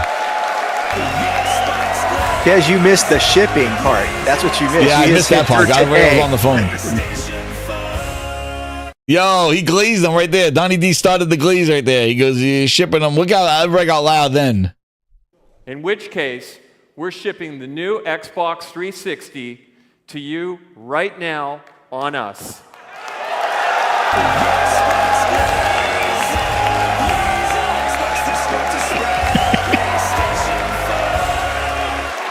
He glazed them. Dude, Xbox, yo, and know what's so funny is that after he shipped them all to them, you had to hear you had to hear the positivity of coming out of that show, like that E3 show. They're like, oh, that Connect is ready for Connect, and what a show they had. Yeah, because everybody got glazed at that E3 because he sent them all the new Xboxes for $250. Dude, they went from 120 gigabytes to 250 and kept the price the same. What a time to be alive. What a time to be alive. Holy crap. Now they would have charged you double. They'd be like, oh, it was originally $300, it's $600 now. And he's like, you got to pay us. Oh, shit. Man. Okay, what are we cooking on here? Next up. Oh, here we go. We're talking about cooking. Yo, would you guys see that coverage of Death Stranding too? I know it was last week, but I just wanted to talk about it. That was awesome. It got great previews. Everybody's blowing and going gaga over it. As we knew they would. I mean, the game looks freaking amazing. And it only releases in a few weeks. Yep. I got my collector's edition on its way. Yep, same here. Oh, you got the collector's edition? I got that one, and what's the next game that's coming out too? Ghost of Yotei. That came on Friday. I got the collector's edition also. Yeah, this thing looks. I couldn't help myself. I can't believe I like the cinematic camera where they pull out like the where it pulls out. It's like almost like a drone, and you just see the scale and no popping. And this is all captured on a PS5. That was the craziest thing watching. I was like, this wasn't even the Pro. You can imagine a Pro. Man, this is going to be sharper, and it looks freaking, Yeah, it looks way bigger than the original. That's for damn sure. Definitely. But at least they start putting in vehicles and stuff like that to traverse, so you're not walking all the time. Exactly, and also too, there's a lot of different biome, like different areas, like too, like you see, there's like a lot of big, vast. Different types. There's desert. There's abandoned. Like it actually looks like because this is in Australia now, isn't it? It's in Australia. Starts off in Mexico. Is it where it starts in Mexico. Then it's a global one now. Then it goes into Australia. Yeah. So it's like a global one now. So yeah. It looks it looks insane, and I'm really excited for it. And saying like it looked. And the previews, people said that they because again a lot of the beginning of hours of it. Yeah, they played a long time. Yeah. And also too, like they the other thing too is that like the first game they had to spend a lot of time kind of building up what everything is. Like now you kind of know what's going on. You know what the gist is and what's going on there, and And I don't see like a lot of the crazy. I'm sure there's going to be parts, but I don't see even in the demo like there was a lot of parts of him carrying like crazy backpacks. Like it almost looks a little more Metal Gearish, actually. Well, exactly. I was thinking the same thing. Are you thinking the same thing? Mr. Tennis even said that too. He said that in the chat. It's like it looks like it has a heavy Metal Gear. Oh yeah. Mr. Tennis said that. Yeah, because I was just looking at it. I'm like, yo, yeah, this definitely looks. It's not like the big ass like backpacks that he's carrying and balancing and stuff. It looks a lot more of you kind of just carry your utilities, like more survival stuff. Mm-hmm. You deliver too, but I'm sure like it just seemed a little bit more Metal Gearish. That's what it does look like. Nick says, "Look at this trash." No, walking sim, nah, Nick, man. He's talking about Hellblade 2. Yeah, Hellblade 2 is a walking sim with auto fighting. That was a 5-hour walking sim. Yeah, don't say nothing. Look at this, man. Look at this tree. Look at this. These scenes, man. This is insane. Mm-hmm. And you know the soundtrack's gonna kick ass. And the flooding here with the water and this thing with the fire. Yeah. Yo, well, just look at this game. My God. And then this part, like when he's in the grass, in the grasslands, and he doesn't have a kick-ass story.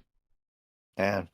And the photo mode, I'm going to go lit on the photo mode. Look at this, the bike battle that he's having there, and the enemies, the scaling.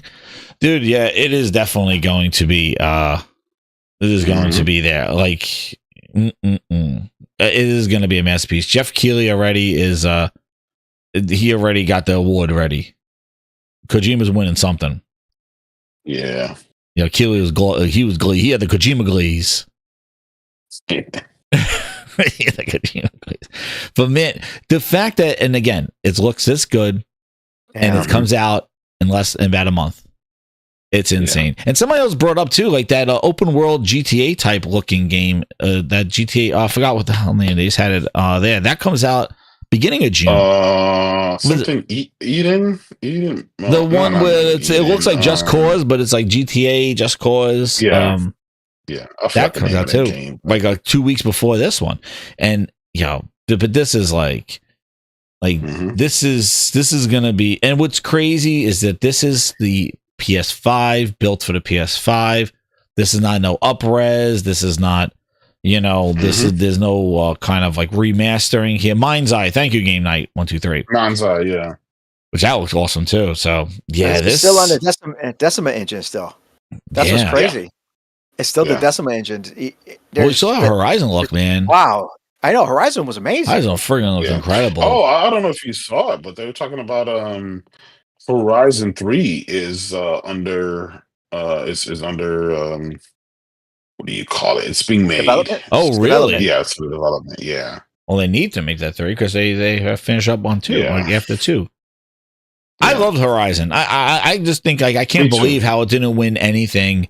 It really got stiffed at awards and stuff. Like that game was the most that was a testament as to what the generation is. Like that was a game. Especially the DLC, like that deal, and maybe because it was a cross-gen game and it wasn't a PlayStation 5 only one, but that DLC was incredible. Yeah, that fight at the end was something. Man. Oh my gosh, dude, that was something that that's still I still think to this day is the best looking game. Yeah.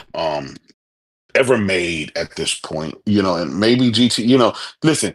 We know that Intergalactic is going to come out and probably surpass it. We know GTA is looking to try to give it a run for its money, and whatever Sony Santa Monica is going to come up with, and blah blah blah.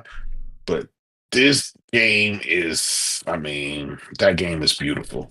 Yeah. No, I agree. And then that fight at the end with that mech, with that huge thing just crawl, like that was, it wasn't like on rails. Yeah. It was fully interactive, like fully it was open world, incredible. And the fact that you could go from the sky with the clouds to go right underwater, and there's a whole world under there, like it really is. It was something special, and I still like I boot that up all the time just to run around a little bit. And just be like, get that PlayStation glaze going on, get a pre-glaze before I jump in. And even, what's crazy, I was just talking about this last week. I even jumped into Last of Us, like remastered, because I'm playing along with the show. Like as the show's going on, I'm like at that part in the game. So I'm just like, keep doing it. And it's still incredible how that game looks.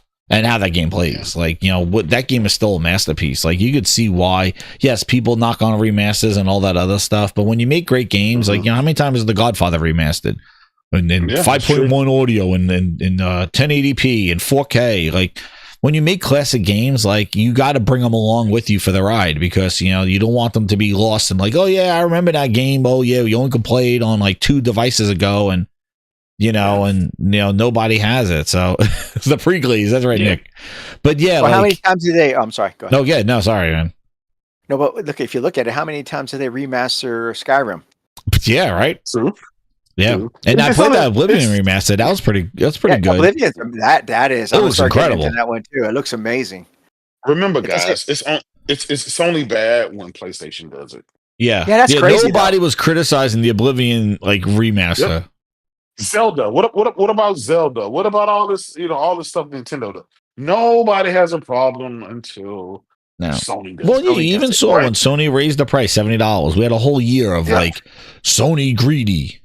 Well, Sony got the blame for it, even though Take-Two was the first one, you know, with NBA 2K and EA and stuff. Other people did it, but Sony got the blame for it. That's what I said. I know. And I'm not knocking it, because when you're a winner, when you're first place, that's what people do. But it's funny to see them behave that way. Mm-hmm. But yeah, it's just like I think it's the start of PlayStation cooking season in June, and I'm excited for this, because this game is gonna look and play incredible, and just the you know, the boss fights and what they're showing here. Oh, and you know that they're just scratching the surface of what it is, but yeah, it definitely looks more action oriented, and they're not doing a lot of the whole, you know, a whole backpack of things, and it seems to be much more streamlined there. And you know what's funny is that if I remember Death Stranding, like after that update, you know, when they did the definitive edition, like they took a lot of the feedback back and made it a little bit more actiony and a little bit more, you know, with cool gadgets and things like that, and that they didn't have in the initial game. So they introduced the vehicles. They introduced some new guns and things like that. Things to do. A shooting range too, I think. Yep. I remember that too. I haven't played Last of Us. No, I mean Days Gone. No, Death Stranding. Death Stranding. I'm thinking. I'm just getting. I'm old. I'm getting older. I'm like, my mind's just going back. It's hit me. It's hit me all at once. Sorry about that. Oh, that's fine. Ooh. But yeah, no, I'm definitely definitely hyped for this game, and when it comes out, we'll be playing that, and that'll be June, and then we'll have the June showcases and everything else going on. Smuggling Grapes Fest with Jeff Keighley, and hopefully he's gonna use a PlayStation game at the end for his thing. Maybe he does Intergalactic. What's interesting is that the last episode of the girl in the Last of Us, she's from Intergalactic, so it's definitely interesting to see, you know, that she's the main character. Remember, she was in the Uncharted movie. Yes, she was. You're right. She was she wasn't Naomi. She was the other person that the militia. Yeah, the militia chick. Yeah, she's a great actor. Oh, and you know, she's a good woman. All I'm gonna say is there was ups and downs with the Last of Us TV show. I know everybody's hating or loving or whatever it is, but I'm gonna tell you that last episode, I'm in for it. Let's go. I'm ready to go now. That was a good. I liked it. I was very engaged in that one. There's goofiness like in there that's not part of the game and things like that. But all I gotta say is that last episode, dude, that was from the game and it was good. So that's all I'm saying. I did like it. The only thing I don't like about Last of Us is they're making Ellie more self-sufficient. Joel didn't teach her almost anything, and Joel was kind of more of a wreck. Joel wasn't like that. And sorry, he was a survivalist. Like he was a survivalist. That's why he did. And people saying, and that's why I didn't like Last of Us 2. That much the story. Yes, they were making her very and that's what I said. Like eventually, basically, you know, in this last show, for whatever they did in that end there, it finally was like, okay, now she's doing what we want her to do, like what she should be, because I felt like, you're right, like I felt that they gave a little, even leading up to this part, I felt that they were letting, the other girl, like letting her kind of carry, carry the game, like carry her, and like she's sort of just like along for the ride, and she seemed more vengeful and resourceful and maps and all that other stuff than Ellie did. And I was just like, well, I don't remember that from the game. Like she was kind of the tag along. Yeah. Well, they did. Remember in the beginning, they did say that the TV series will kind of deter in some spots for more cinematic reasons than anything, because the TV show is gonna keep on. It's gonna continue on, whereas the game ended. Right. So they hope not to end it. They need that Last of Us 3. We need to get that soon. Let's go. And I think stop making movies. I know, right? Here's the thing: he could do part 3, which I think they're working on a part 3. He's just giving, doing what he do. But I do think that we're gonna get a part 3 eventually. Of course, listen. That's money on the. You talk about money on the table, like shit. Yeah, like come on, those characters. But here's the thing. How it goes forward, it can go. This TV show can take it in places and create new characters and do whatever it wants to do after a certain point. You're right, after a certain point. Yep, it can go wherever. You know what? Sorry. Man. I was just saying it can create its own thing. It doesn't have to pertain to a game. Because I'll be honest, maybe after this next episode or the next 2 episodes, it's probably getting close to wrapping up. Right, the game portion, but the series we know it's already renewed for another season, so it's going to keep on going. Yeah, so us gamers, they're about to get ready to drop us off. Okay, have a nice day, guys. We're gonna now. Everybody's starting from scratch, and there's no limitations on what they can do because we're not going to be like, no, that didn't happen in the game, and that did, and that's not true to kind of like what's going on will now. sell J-Dub if they now do a spinoff with Dina and use that actress as the Dina. Yeah, they recast her and Dina in Last of Us, and they do a spinoff of just Dina's adventures. Dude, people will be buying that left and right because I'm telling you, she steals that role, man. She's much better Dina than Dina. Well, I'll tell you this. Yep. I agree. They'll do like what they did with Spider-Man. They're recasting and make him look a little bit like Tobey Maguire, make him look a little bit like the other guy. They recasted the Spider-Man. They made him look like a different face when they remastered it. They're gonna remaster the Last of Us and change up Dina. Well, you could think of it too, like if you look at Game of Thrones.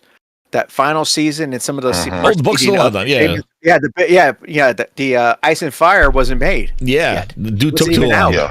So they had to make up whatever. It kind of that was not good. Flat at the end was flat. It destroyed it, dude. You could tell.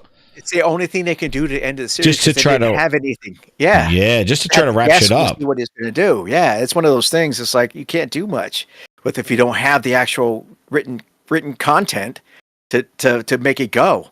There's no way. Yeah, they made him look like Tom Holland, Kratos. That's right. Yeah, they made him when they remastered, I'm like, hey, who's that Spider-Man? Yeah, Game of Thrones. Yeah, because they didn't have the book. Guy took forever to write that book. That's it.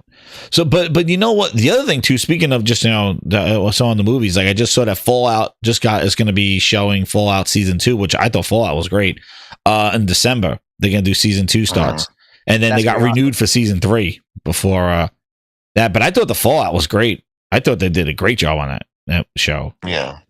That was really good too. Even Twisted Metal, I think they get a Twisted good job Metal, that. That's coming too. I think that's coming next month. That's coming back. Next month. Next month or this month. Yeah, because I was wondering where Twisted Metal was because I wanted to see that one. Because I'm not gonna spoil the end of 1, but I'm ready because I think the second season's gonna be all combat, because it took a while to build up the first season until we got what we wanted, from the game. And I think the second season is going to go to the tournament, and it's going to be rocking. That's going to be crazy. It's going to be fun, though. It was good. And what's crazy is that it does work. You see the game sales, you see that people are more interested in just things just like this. I'm watching The Last of Us, and I'm like, this Dina character, if they made Last of Us Dina Chronicles or something like that, and did a little adjustments here and there and fix. I'm sure people will flip out if they change the Dina model, but maybe they won't. But I'm saying if they took this Dina and they made the Dina Chronicles, now you have an interest in that. Before, nobody wanted to play. Like, nobody, I don't think anybody really was interested in Dina like at all. But like the fact that they made her such a strong character in the show, they may make that into, you know, they could make that into a side game or something like that, or like, you know, some Dina Chronicles. But it just shows that there is that cross. You know, you can make the games and the movies if you put the quality in and you respect the IP. And there's a lot of pushback to it. Like, you know, it's tough. Like, people want to play it exactly the way it is. And what's interesting is I wasn't a big fan of Last of Us 2 about how kind of Abby kind of dropped up the whole thing in front of Joe, like told them the whole story. I'm like, oh, we're finding that all like, but then when you watch this last episode, the way Ellie says the thing that she says, it's like, oh shit, like that was more impactful because we knew it. We didn't know if she knew it. You know what I mean? And now, you know, when she's like, I know, and it's like, oh shit, so she knows the whole situation. Like, so like, I think it was definitely more for TV. You know, so this is what I want to know, right? Because we know that up until this point, she was mad at Joel because she put 2 and 2 together and figured that he was just lying to her about there being other people like her and stuff like that, whereas they didn't need her, you know, and that's kind of BS. That was one side. Yeah, but so she's a smart kid. She figured out, listen, something's not adding up. I woke up in the back of the truck. You're driving. I'm drowsy, still half naked. Where are my clothes? But I think he told her though. Like he told her. I think that we're gonna see that. Like he told her because remember he does tell her in front of the hospital. In the game. That's why she was mad at him. That's why. Yeah, that's why she didn't talk to him. But everybody made it look like it was like away from her. Yeah, and they made it look like it was a teen. Like a teen just doesn't like the dad or whatever like that. They had problems. Yeah. And they even did some Dina backstory of how she got to Jackson, which that was very interesting too. So like I said, that's that. You There's some good parts about the show. There's a lot of good parts. Yeah, about because the show. Dina, you know, at least from the game wise, Dina and what's his name, RJ or whatever, JJ, whatever his name, but her baby, they, you know, after that, after Ellie left, that was it. You know, she left, and as soon as she went back to Jackson or went somewhere else, that was it. That was the last time she was done because she left her. But but no, so, I think it's good. Ellie has PTSD. She's freaking out all the time. Yeah, she's just out for blood and revenge. And we still haven't seen a lot of Abby. We got to see Abby go to that stage too. We got to see that confrontation in the movie theater. Remember, what's his name? The Dina's baby dad. What's his thing? I forgot his name. I know who you're talking about. Jesse. Yes. Remember, he's taking Abby back to the movie theater. Yes, back. Yeah, and we know what happens at the movie. Oh theater, right. And because he told her, he was like, I found you guys because you left the map and stuff in the movie theater. Jesse. So, you know, and where the hell is Tommy? Remember, Tommy went ahead. Well, I don't. Did you see episode 5 or did you not see episode? Did you? Yeah, I've seen everything. Okay, well, he says it. Jesse says it. Yes. So they did it differently, though. Yes, they did it differently because in the game. Oh, he goes and Tommy goes ahead. Yep. He left before everybody, and he went, and it's just these bodies everywhere. He did all the killing, and you know, everybody else was scraggling. It's just, I want to see. I think that theater scene is when we probably see Tommy next, and we know how that whole thing goes down. And Jesse's we'll see. There. We'll see what it is. And now, and then, I was saying, like, I was definitely I just watched it, and I was like, wow, I was really engaged with it. I thought it was good. Yeah. So we are going now into these other few. This is going to lead right into the other conversation that we're going to have, and I thought this was hilarious. And I know J-Dub likes this one too. They basically called the Series S. They called it the potato. in an article because they are worried about what GTA 6 is going to look like on the S. Dude. The disrespect. If Baldur's Gate couldn't do split screen, and some of these other games can't even come to the platform, Black Myth Wukong, what do you think about GTA? I mean, do you think Rockstar is like, listen, we're cutting our loss, guys. We're just not going to do it. It's gonna be worse than Starfield. I tell you that right now. I will tell you this. 30s. Rockstar is the one company that can make Microsoft bow down and get rid of that fucking parity clause. They're not letting go of it. Oh man, no, they're not. And they said that they're going to use it because of the weaker Xbox PC portable horse shit. So like that's what feels like he is a strategic use of Booster. The only reason why is because they have more Series S than X's. Oh yeah. So hey, I want to grab this super chat before we move on to the booster. Easy Tone with the 5. He goes, maybe they changed their mind about Mazin and Druckmann. Said that they won't go beyond the games. They said it at the premiere event. So maybe they changed their mind. They've been in interviews saying a lot of different items. Yeah, like, they have been saying Druckmann said he got together a script for part 3 where he can take things. He just doesn't know. Well, Druckmann knows the story. Yeah, exactly. Yeah, he's like, so yeah. He lets little tidbits out on where they can go. I mean, but I think he's just playing with people. He already has the script for 3. I think they're probably it's under some kind of secondary. It's obviously it's not going to release anytime soon. But right now, Intergalactic is their next release, and it's going to be followed by The Last of Us 2. And The Last of Us 3. And that Last of Us 3 is probably going to be a launch title for like PS6. I think so. I think so, man. Yeah. I can see that happening. That'd be crazy, though. That's going to be and followed by another season of The Last of Us. Last of Us. So it's going to probably be this. Yeah. Who knows? Hero Down Under says it may be already in development, like on the side, like they're starting it, but they're going full resourcing into Galactic. Yeah, they're doing what you call it, Team A and B. Yeah, oh my God! Remember Xbox had all the B and C and D teams. Oh, yeah. Trash. Well, all the fake teams. It was like 2 dudes and now they got the frosted glass teams that are making the best games. Before they had the D team, that was like the 2 dudes like. We're making a game. One dude with some honey. Yeah, one dude with some rare honey. How's that rare honey cooking? Yo, Game Rant. Quadruple A Studio, Quadruple A. Quadruple A. They've been shedding off A's of the initiative ever since they added a Quadruple A. It's down to like a half A. A quarter. A quarter A.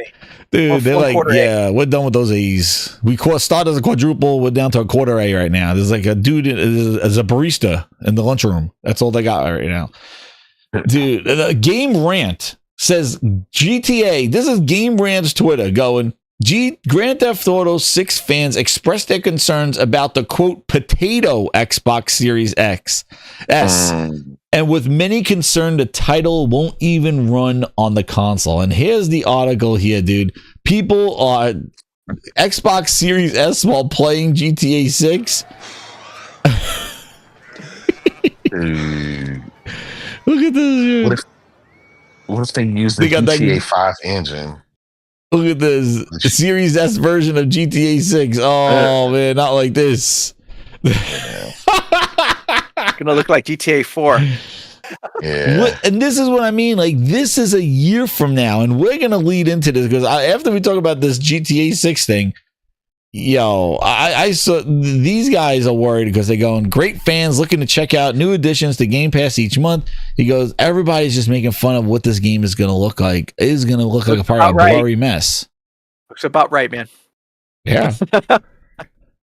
There it is. It says far less performance than any other consoles. Fans are convinced that GTA 6 will it even run on the Series S. One user says the little potato is going to explode the second you click on the game, while another says that Rockstar will be the greatest developer of all time if they're able to get GTA 6 running on the Series S.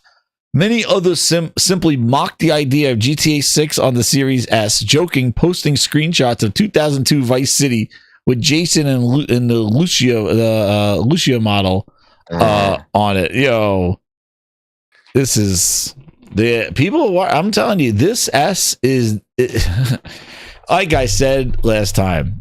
You can't write a crazier story as to what Microsoft has done. They released a cheap console that is getting skipped, that can't run, like J-Dub said. It was a delay. We're still asking word about where's Wukong. Nobody brought that up, J-Dub. Phil said last year in August, he knew when it was coming out. And we are now we're in the middle of May and no announcement of Wukong. Yep. Is that going to be at their showcase? Like, where is Wukong? If they knew how to optimize the Series S, wouldn't be as bad. I mean, I have gaming PCs that I built that are not as powerful, but I can make it look good. You know, it'll look better than what the S is running at. And I built them. It has a Vega 64, if you know what that is. Mm-hmm. It has a Ryzen 2600. It has 32 gigs of RAM. I don't skimp on that ever. But it can run about as well as that system.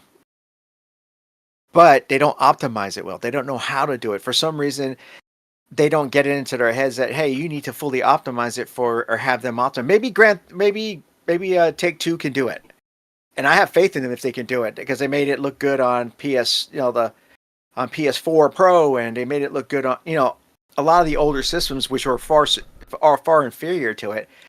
But I don't think Microsoft has the know-how, for some reason, for being a software company, to optimize their systems to run everything at optimal level. Well, the problem with the S, dude, is that you can make the weaker console for like a small screen, an 11-inch, 15-inch laptop, 1080p, high frame rate type shit. But like, this thing is meant to run on a 4K, whatever kind of TV, VRR, all this shit. Like, this is meant for a TV. There's no portable version. They would have been better saying, hey, here's a screen on the Series S and it's a portable device, like a mini Xbox laptop. Then it would be more of a function for it. Now, the mobility of it and the capabilities, like a ROG or like these Legions or Steam Deck, it has an appeal. But this thing is being sold as you hook it up to your most massive TVs, OLED and all, and you run at ass frame rates and no performance modes, and you run these at horrible resolutions. And what's crazy is that I see you be like, oh, it's the most affordable way to play. Remember, the Series S booster is now $379 with the new prices, and the 1 terabyte is $429. Yep. $429. For $20 more, you could buy a PS5 1 terabyte. That's what it is. For $20 more, you get a PS5. Booster is no longer the entry. The booster now is part of the pack, and it's ass. Stinking up the place. So, right now with your prices, there's your shit. A 512 gigabyte. Go install Call of Duty on that Series S 512 gigabyte. And tell me when you're left with 75% of memory is used. Go put the Call of Duty box. That's the only game you're going to put on that thing. But now, 1 terabyte is a $429 now. Booster's no longer the most cost effective. $20 more, you get a Switch 2, brand new, hot off the presses, or a PlayStation 5. Yeah, a PlayStation 5 Digital Edition for $499. Yep. And again, this is the thing. No. $449, sorry. But this is the thing here. As reported by Dextro, fans are eager to see what compromises the studio had to make in order to run it on the Series S. Like, we're talking now, they're worried. This comes out a year from now. We already see games skipping them, and games which people don't highlight that the Series S does not usually get performance modes because the resolutions will probably be too slow to run them at 60 frames. Like every single time you have an Xbox, you have a game and it's like, yep, doesn't have performance modes on the Series S.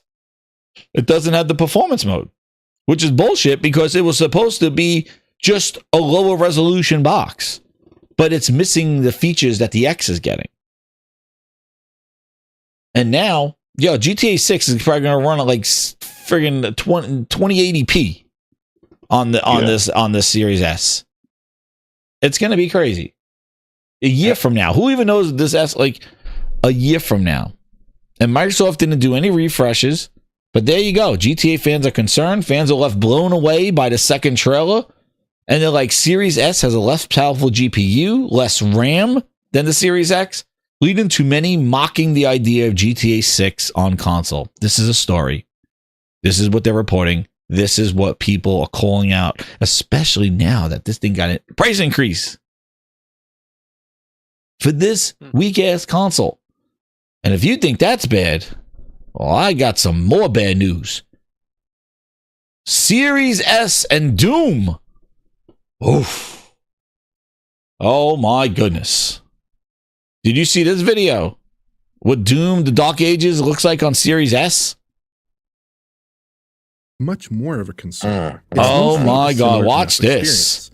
Just a very soft one. Soft? Series S peaks at about 900p in my counts. Again, with VRS appearing to be in use. Look at this. Great ass! You mean you changed it to the DRING? Yeah, used to be shithouse. With dips to about 648p in heavier scenes. 648p? Expect a blurrier image. Jesus. Dude, I remember. Soft. Soft. With a smeared appearance on smeared geometry and textures. I remember soupy textures they used to say with the Pro. Soupy textures. Dude, this S, that's $400 now. At close range, fidelity on a 4K panel can look pretty rough, and image See? 4K panel. Yeah. How does this look on a 4K panel? Look at this. It looks like the mobile version versus the console version. Yeah. It's decreased as well. The UI is also lower res. The UI is lower res. Stem from visual settings tweaks. Foliage density is reduced, for instance, especially. I'm leaving it frozen on here. Phil the Lawnmower Man Spencer and his foliage, man. If I never heard of a conspiracy, I don't know why nobody wrote an article on this, J-Dub. I don't know why. Yeah. The foliage is a challenge on Xbox. For some reason, there are different trees, different bushes, not enough leaves on all those trees. Phil the Lawnmower Man Spencer at his messy work. Look at the version. Dude, this looks like the iPad version of Doom and the console version of Doom. Look at this. And people worried about GTA. Look at this thing. There's no texture on the ground. There's no texture. This is id engine. That's right, Don John. Cut the lawn, Phil. Halo trees, there's not even Halo bushes. Look at the stones. You don't have, they're smeared. You can't even see what the item is in the distance. Yeah. This is crazy. I would be worried too. The tools are coming, Ryan says. Oh, shit. Especially at a distance. Note how this distant plateau is flora rich on Series X. Look at and we saw how bad it was with Janky Jones. Remember, Janky Jones was blurry on one side. Look at this. Like I said, if the S had a screen on it and you could put it in your pants, it'd be a different story. Pause. Where that box is in the it'll be a different story. But the fact that this thing is meant a 4K screen, OLEDs, these clowns going out there going, I got the OLED 4K LG C123, fucking 250 frames, 70-inch, and he puts in this piece of shit on the left. It's my Series S for the... Yo, please. I think the kids would even know this trash. And make the kids go. The kids will go cross-eyed playing on this thing. It is so friggin' blurry. In 2025. Yeah, and this is their first-party game. I thought the power of Microsoft and the money make it run best. Are still present at close distances.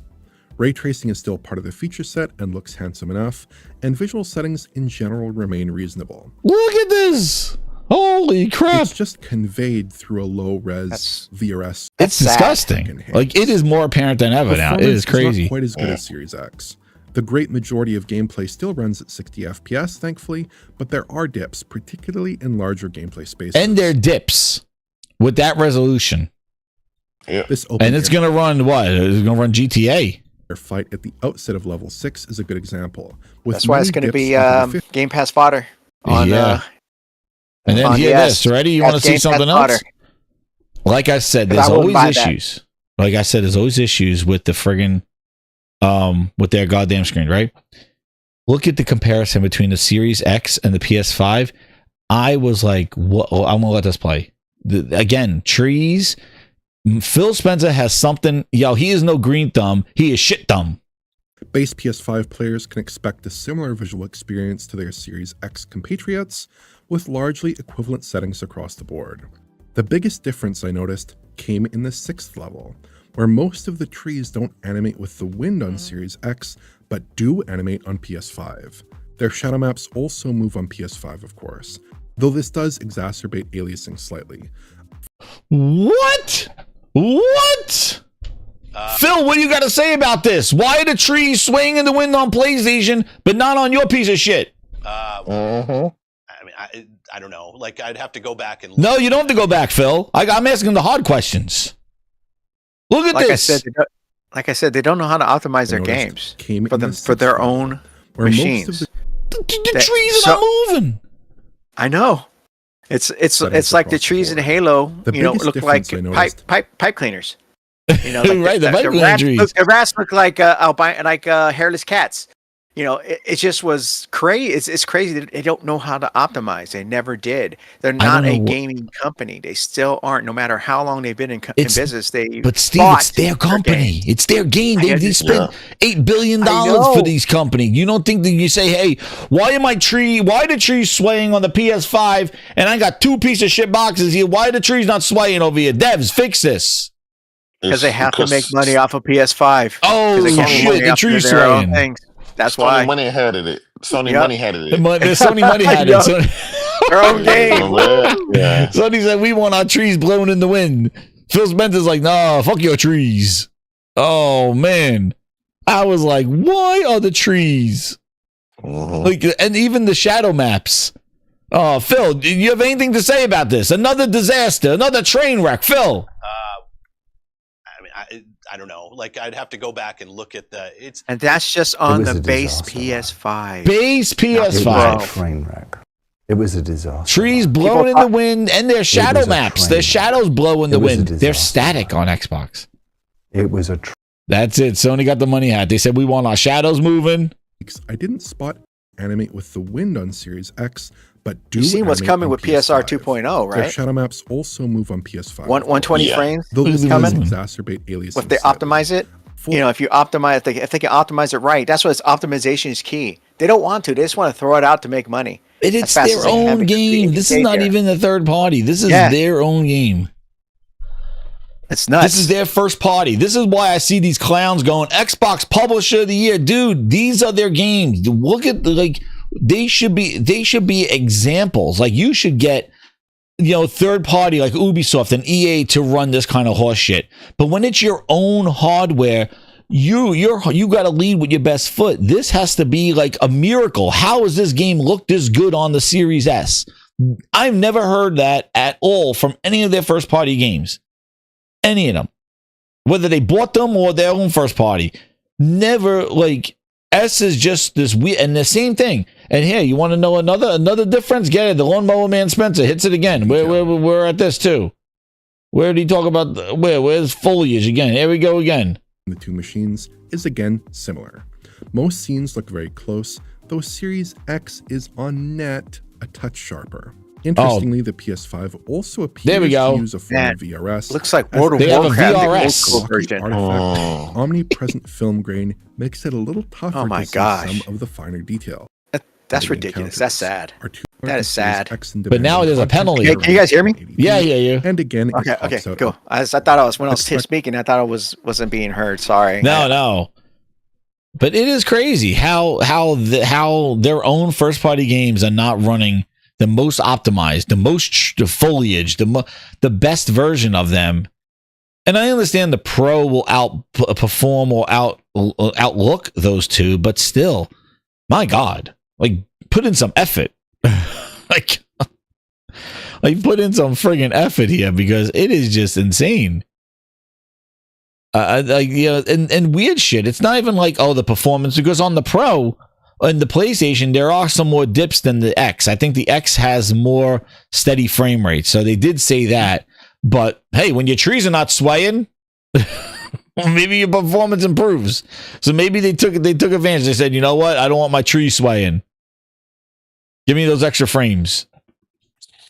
But yo, if the S is doing this now, and I think we've seen more and more of this S booster looking horrific in these comparisons, with their own with the own Series X, like even in Janky Jones and the Circle of Friends, like it looked horrible. It was so blurry and a mess. And now even in here with Doom, like this is this year. What's going to happen next year? And this is their first party.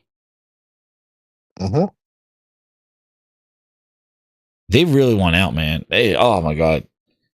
It's just killing me where they just like they're pussyfooting around here with this stuff because they have not made any efforts to make the console. And what's crazy is that they could make some effort to try to move this console and move some product or bundles or sales or anything. Doom skins or dude, they came out with a Doom controller. That doesn't move Xboxes? Yeah.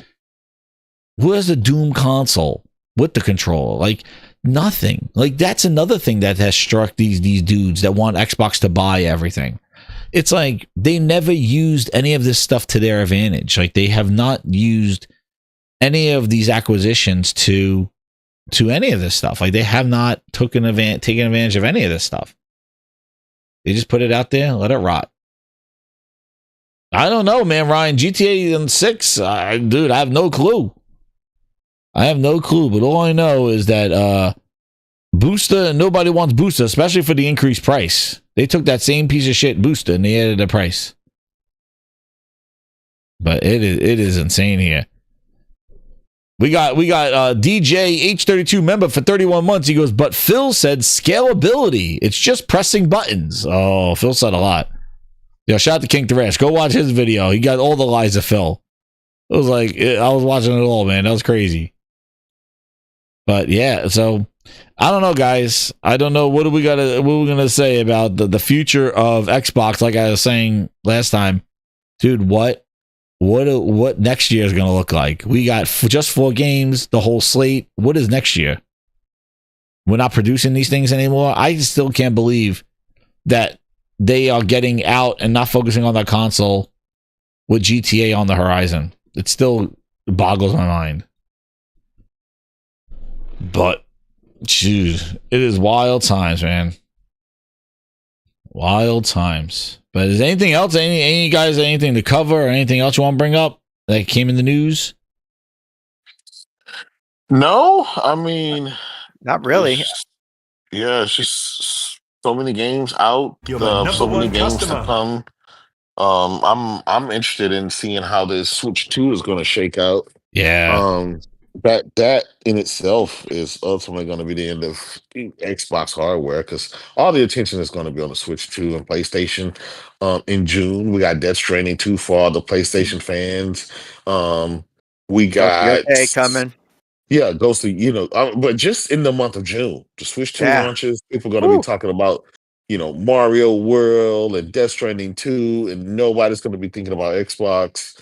Or that $730 console that they're trying to shove down our throats, or that $600 Xbox Series X they're trying to shove down our throats. And it's interesting seeing that PlayStation is going to hold the course with its pricing.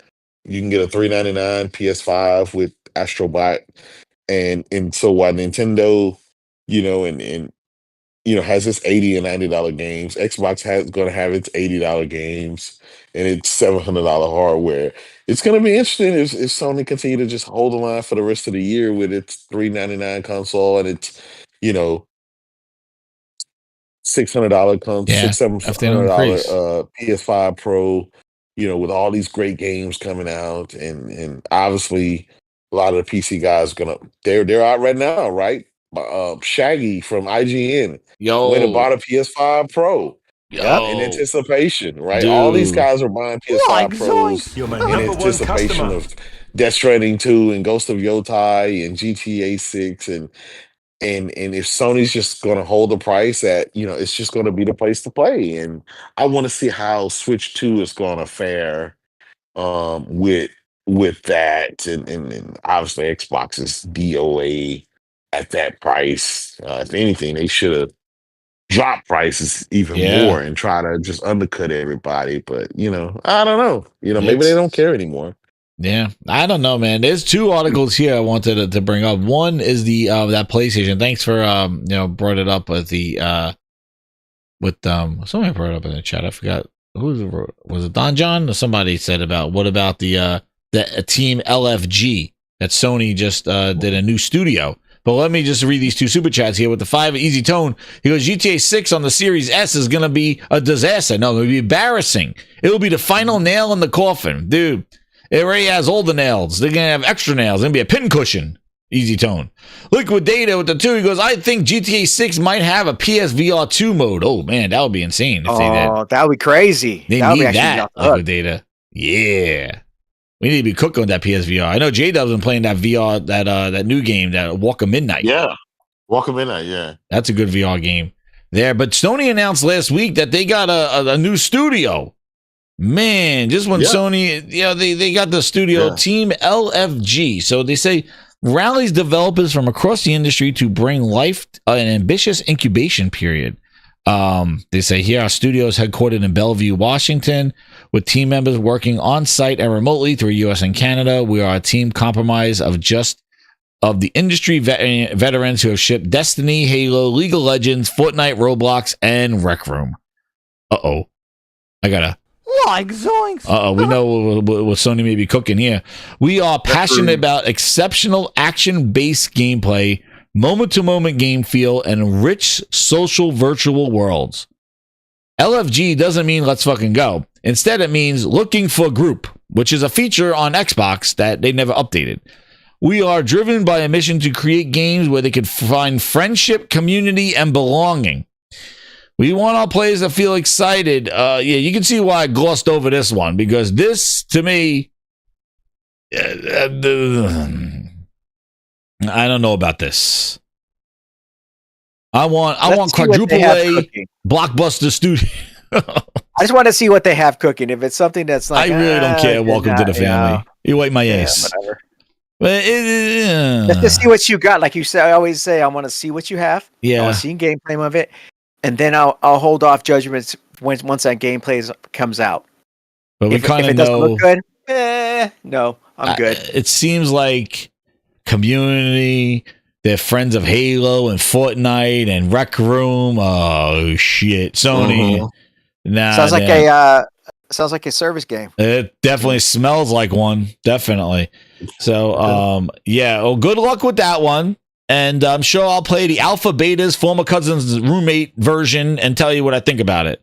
But until then, team, let's fucking go. Let's go fucking make some games. And don't be service games, because I'm tired of this service bullshit. Let's go build some friends. Stop it. Make a great game, and the players will come, please. Don't give me, look at our new pass. No, pass up. New pass. Yep. I just still don't know why, man. That Hotokiness, man. This service chase by Sony, I thought was over. That's why when I saw this, I was like, who? What? Why? No. It's not going to be over. Oh. They're 50-50. They had one hit with Helldivers 2. They had a fail with Concord. You think they're going to give up off of that? They're looking at the data. The data show the top 20 games that's being played and where people are spending money. It's not their games, live though. service games. It's not theirs. No, it doesn't have to be there. It doesn't have to be their games. So therefore, they don't need to make them. No, listen. I get it, right? Trust me, I get it. But their top lives, they're one of their live service games is Helldivers 2. It's still Lightning making in a a bottle shitload of money. People, listen, I get it. But You know, you and I can say, okay, Sony, we only want you to play. We only want you to make single player games. No, I'm down for multiplayer. I just don't want this shit. Like, I don't want like this multiplayer only pass community driven bullshit. You can make a single player game or multiplayer. That's great. Or you can make I just don't want the service shit. They don't make money off a single player multiplayer games. They don't. The industry Ghost of Tsushima. I know, man. Why is that model not copied, dude? I want that copy. Awesome. They made money off of that. They didn't make money off of the what do you call it? The multiplayer portion. Legend. The Legend. They didn't make money off of that. It was a great They could have game, easily put right? stuff into that. It was add on, but you guys know, and I get it. Space Marine 2 just did it. That was awesome. Yep, Space Marine 2 can do it too, and they've done it, and they made money off of it too. But it has a story and a thing, and they co-op. Listen, it can work. Guys, we have to be honest here, right? I'm telling you examples. I would like being honest. I'd rather go. I'm telling you examples, J-Dub.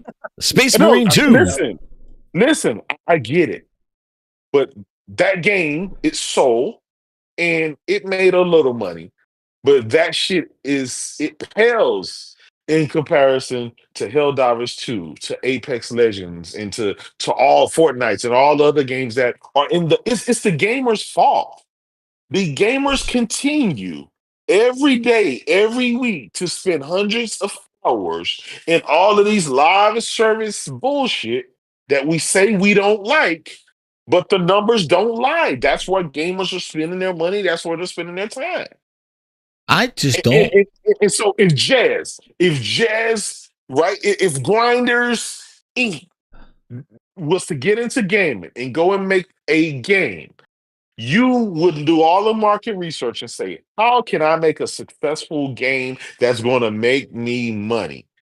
Yeah. You wouldn't do the single player game. You would see where the gamers are. The gamers are on all this live service bullshit that we complain about. But they do sell. These single player games do sell. Like they sell like 4 million, 3 million, and they had $70. You could charge them $70 on them. True. But let me ask you this, right?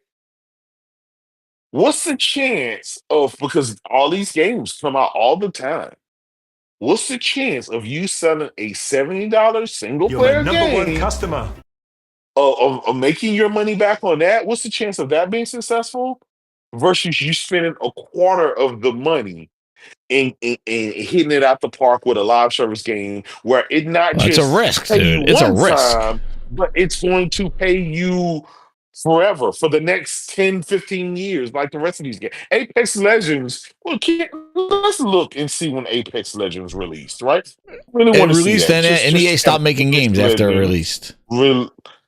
But okay, Apex Legends came out in 2019. It's still within the top 5 played games. It's still raking out money. This is a game, right, that fuckers are still playing to this day. It's like, I thought people were over with that game, right? No, people are still playing it. We can keep going, right? And I'm going to move Call of Duty to the side, right? But let's just say CS:GO. Let's say the rest of these games that fucking these people. Guess what? What's the Marvel Rivals? Marvel Rivals, yep. Right? Concord came out, it flopped. They slapped a fucking Marvel sticker on it, right? And characters in it, and it's the same fucking game. And it's everybody like Overwatch. Oh my God. You slapped a Marvel sticker on fucking Overwatch, and everybody thinks it's the best thing ever. And everybody spends all this money and all this time in this game, and it's like it's fucking Overwatch. Overwatch released 20 goddamn years ago. But guess what? Yeah, but look at Marathon too. Like that's not getting good. And this is the problem with these things, dude. It's like when they put these out there, you need the community. See, this is what I don't like about live service stuff is that you need to curate a community. So it's like you got to get the influencers, you got to get the streamers. You need to have people that are going to, because without the players, the game is dead. That's what Concord saw. Like you can't find matches, you can't do this. Like it's done.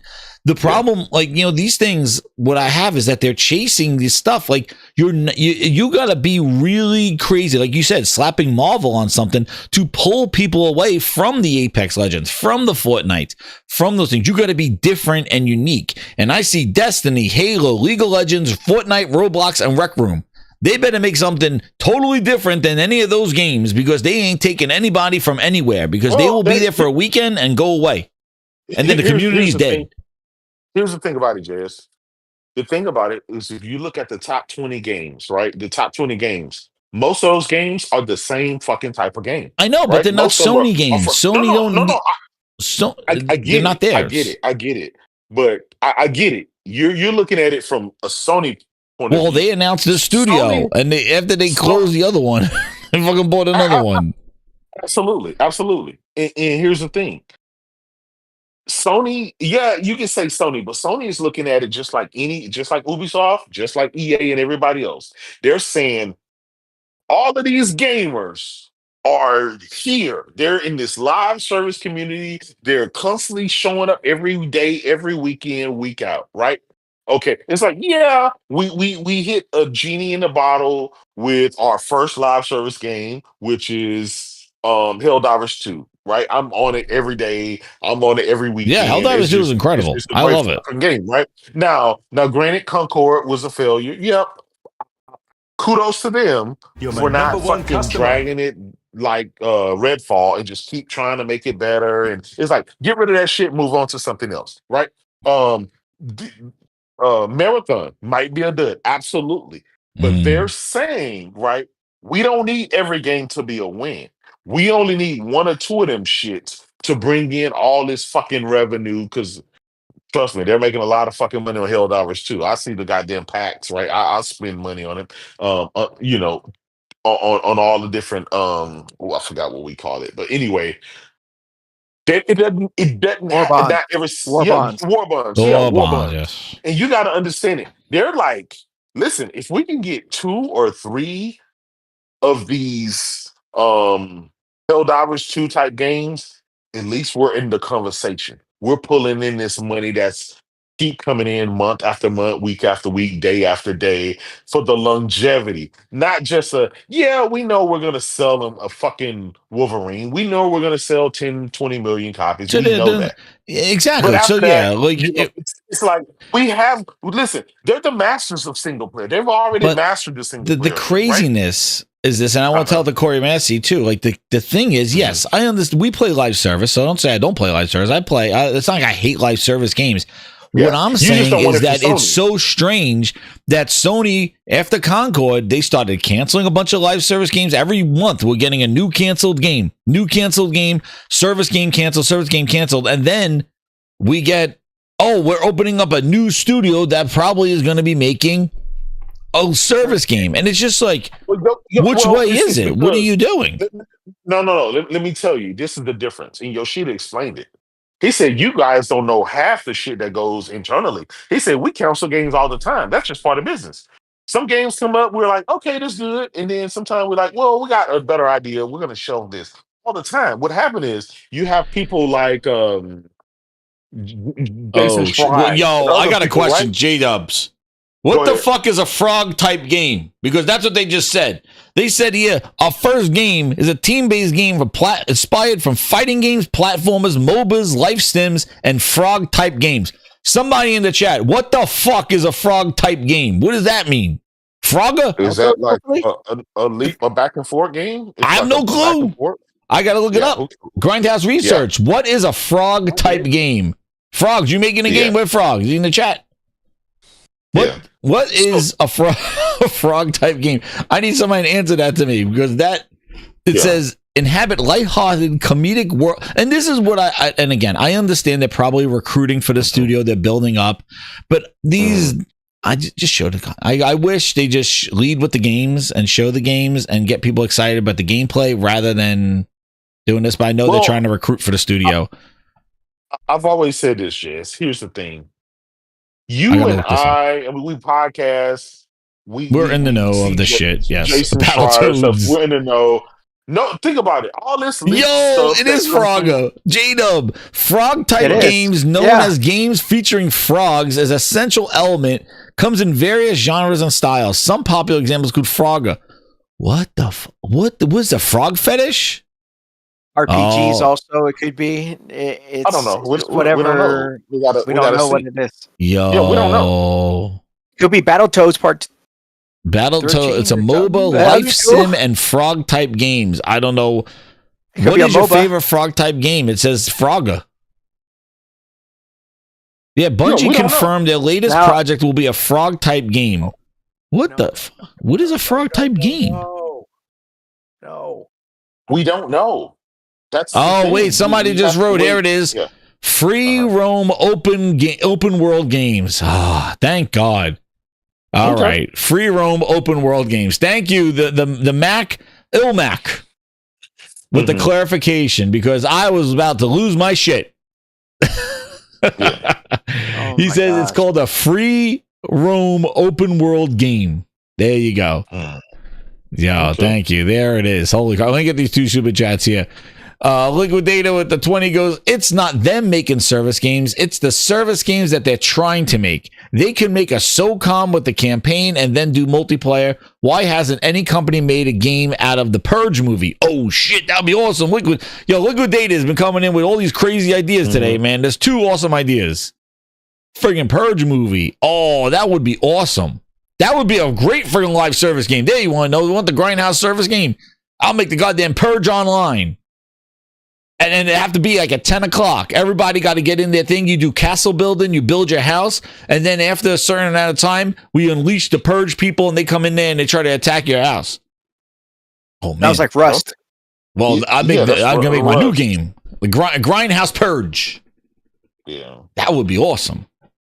And like timed events. That's perfect for timed events. To make, the Purge. Yo, how crazy would that be? Like, the Purge is like Thursday at like 9 o'clock. So everybody better get billed. Like, are you going to go out and do the Purge or are you going to be locked in the house? Yo, see? Now you got my service peaked. Yeah. You can build up your security as you're going if you're going to stay home. So you could put like traps and stuff like that. Yeah. So you're on the defense or you're going to be on the offense. So every night's Purge night. Dude, that'd be cool. There'd be two factions you could switch off. Yeah, exactly. You could be purging one night and say, "Oh, I'm gonna be on the defense one night." Yo, I'm trying to save my family. See, that is awesome. I like that idea. There it is. That's a good idea. Let's do it. Let's get co-credits on that one. That's gonna be my first game, the Purge Online. Yo, why did I making that shit? You slap Marvel on something, put the Purge on something. They made 7 of those goddamn movies. That'll work. Yo. Shoot. See, but I do, J-Dub, I do agree what you're saying because my son dabbles in a lot of multiplayer games, and they make a crap ton of money off of me. Oh, of course they do. For skins and stuff like that. So it's one of those things. It's just my problem is with most of the people that come out and say, man, Sony doesn't have a lot of multiplayer games, and when they do come out, they shit all over it. And I'm like, come on, man, you just give it a shot. No, I agree. Listen, I think that's what J-Dub's trying to say too. Like, hey, these games are successful when they do come out. They could strike lightning and stuff like that. But let's just not see service game and shit on it without seeing it. I get it. I understand. Totally understand that. Too many influencers that actually do that. They'll just shit on it. Just to do it to create more clicks for themselves. I gotcha. It's like this, right? We live a day and age. Our community, right, is a small community, but we're in the clickbait era. It's like, of course, engagement era. I don't know about smart, my friend. People will, right? Think about it. People will shit on something, get all the engagements, get all the views, and then the very next. I mean, look what Ron Justin Lagari did, right, with the PlayStation. Right? Surrounded in pros.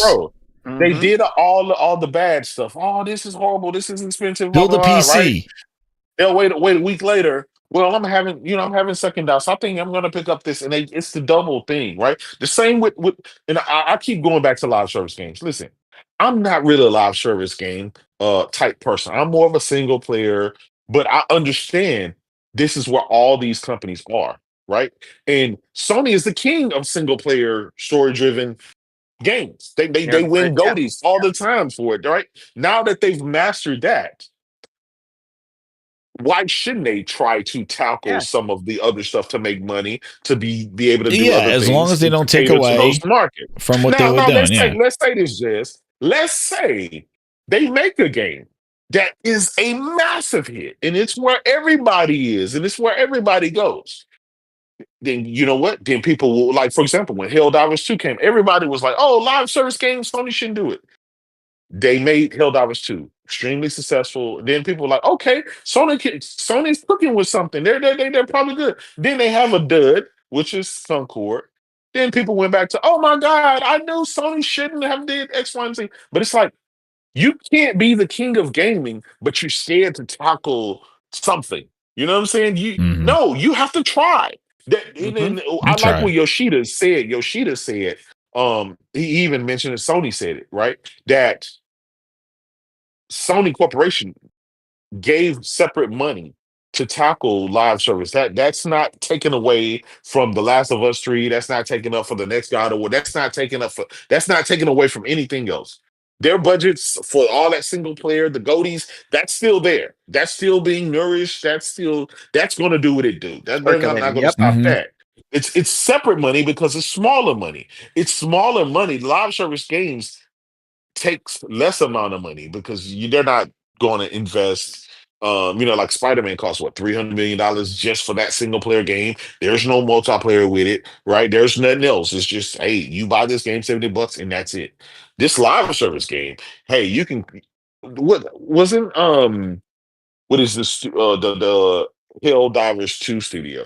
They had like what, 30 people to make that game, Yeah, it right? wasn't So that big. game, yeah, so it wasn't big, but the returns on that is huge. No, but So that's great. hey, But they it could cost gotta, me but that shit might cost me $10 million. If it fell, it fell. But I can keep trying a bunch of those to see. But it only take me one hit to get the return on investment is huge. And I get it. As a PlayStation gamer, we are spoiled and we're known for being number one and having the best games, and we don't like to take L's. We don't like any game to flop on our side. And I get that. Trust me. Concord, yes, it was a huge L, and we took our lumps for that. We don't want that but to they're happen keeping again. Horizon But we the service can't be. game. Herman's girlfriend. Absolutely. But listen, And then they shut down. They canceled Blue Point's game, which was a service game, right? But here's the thing. And see, this what it comes. This is what it boils down to.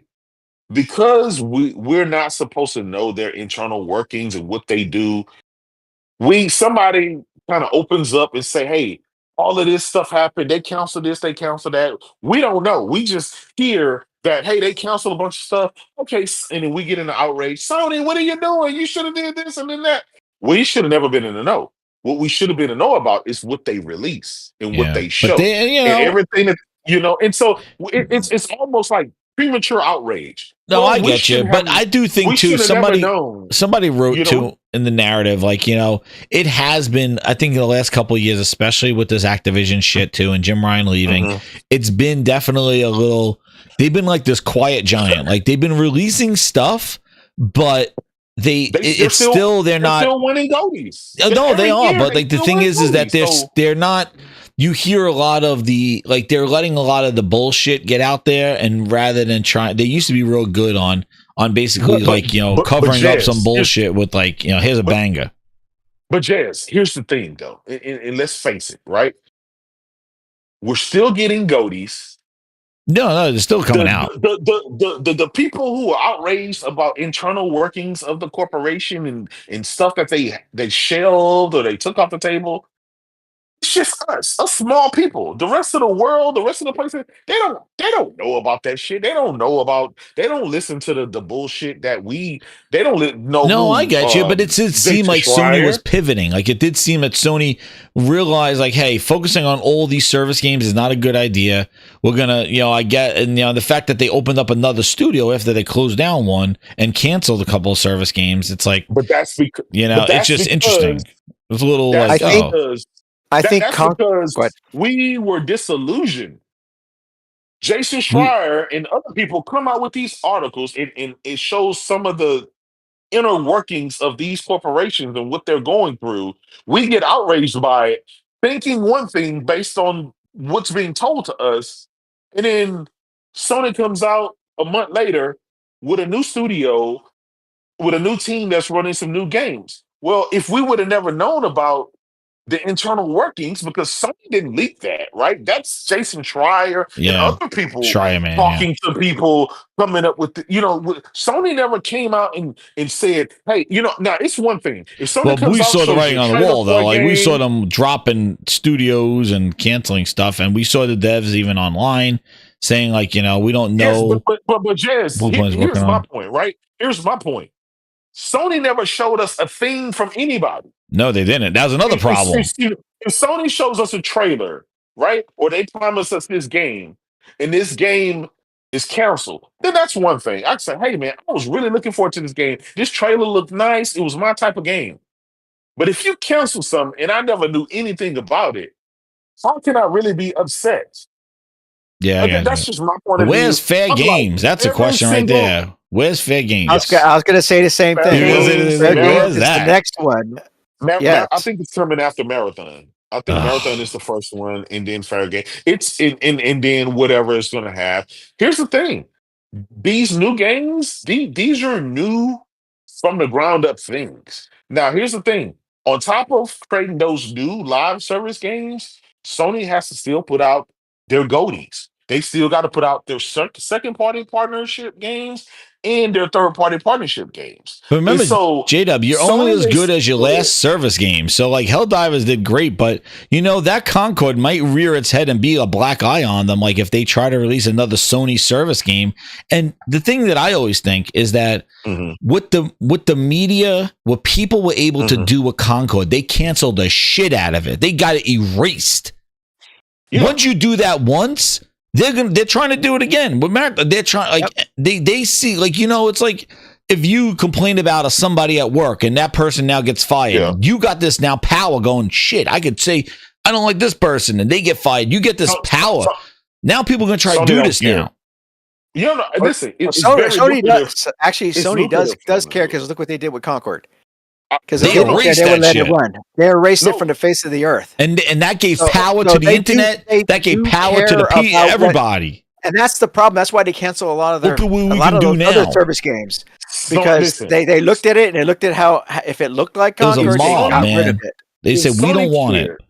If Sony really cared, why would they create a brand new studio just to create more live service games? That's my question. That's why I thought this was weird. It may not be. It may be, or it could be a multiplayer, massive online multiplayer. It says first game is a team-based action game that draws inspiration from fighting games, platformers. It's a live service game. Okay, I'm sorry. It's a live service game. I'm sorry. It is a live service game. MOBAs, life sims.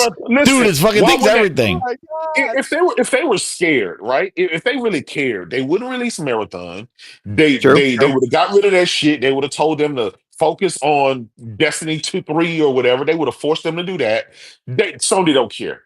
They're coming out with Marathon full speed. They're coming out with this new studio full speed. Horizon multiplayer, which would be a cartoon.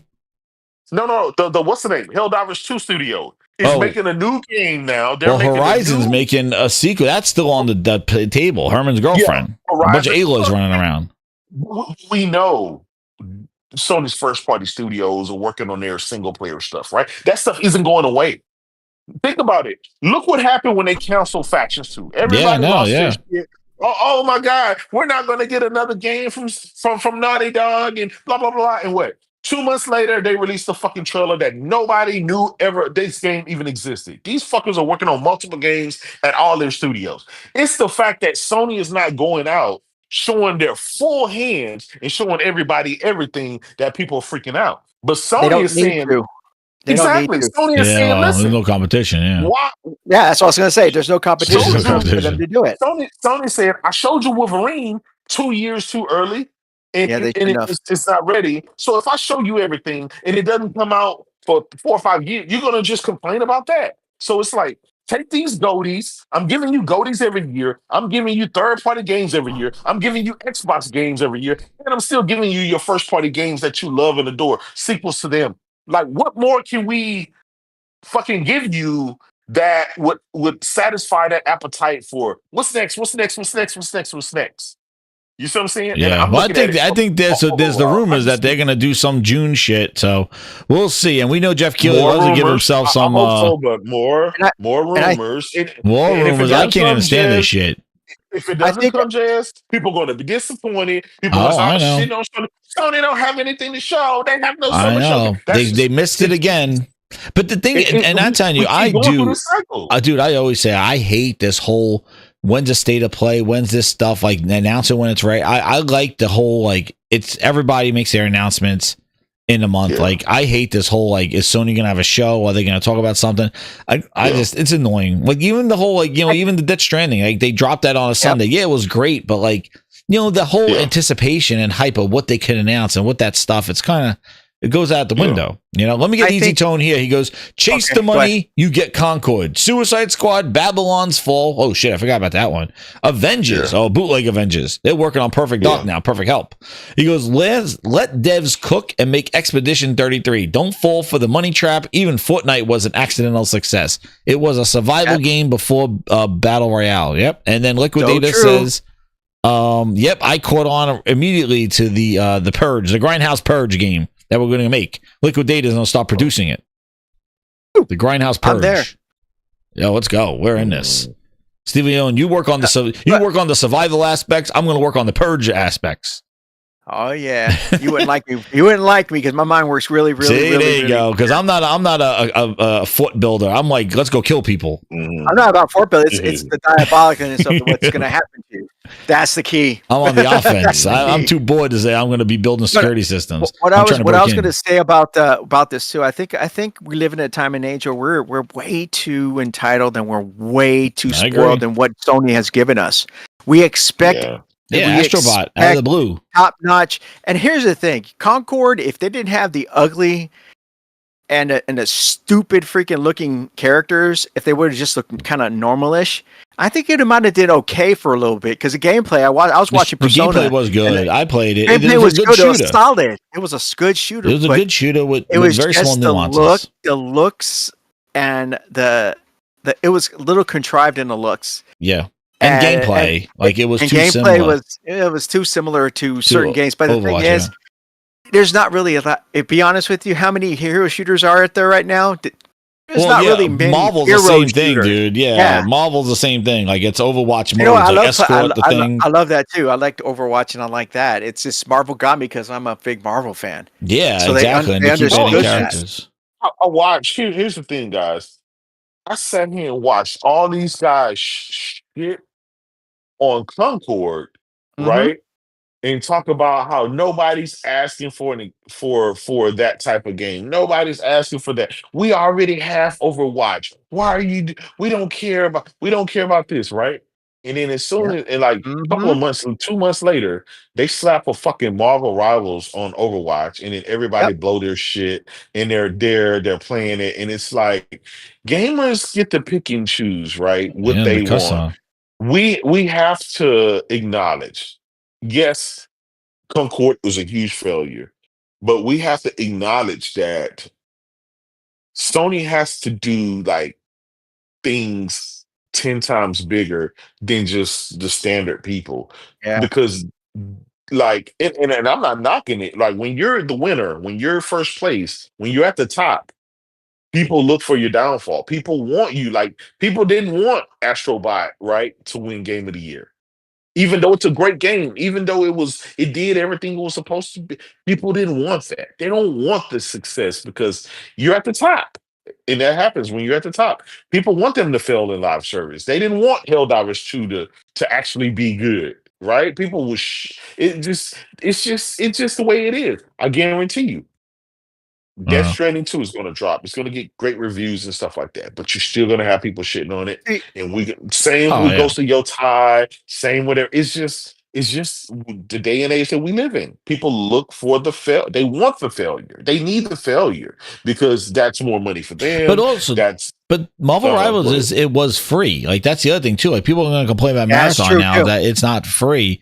asking $40. So like that's another thing. It's like when there's free to play games that do something similar, are you really gonna pull the way to pay $40? Yeah, but Overwatch wasn't.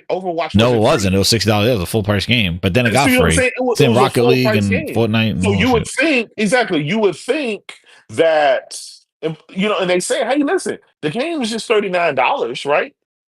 So with that, you never have to spend another dime. We're going to give you all the content going forward. It's going to be free. We think that that's fair.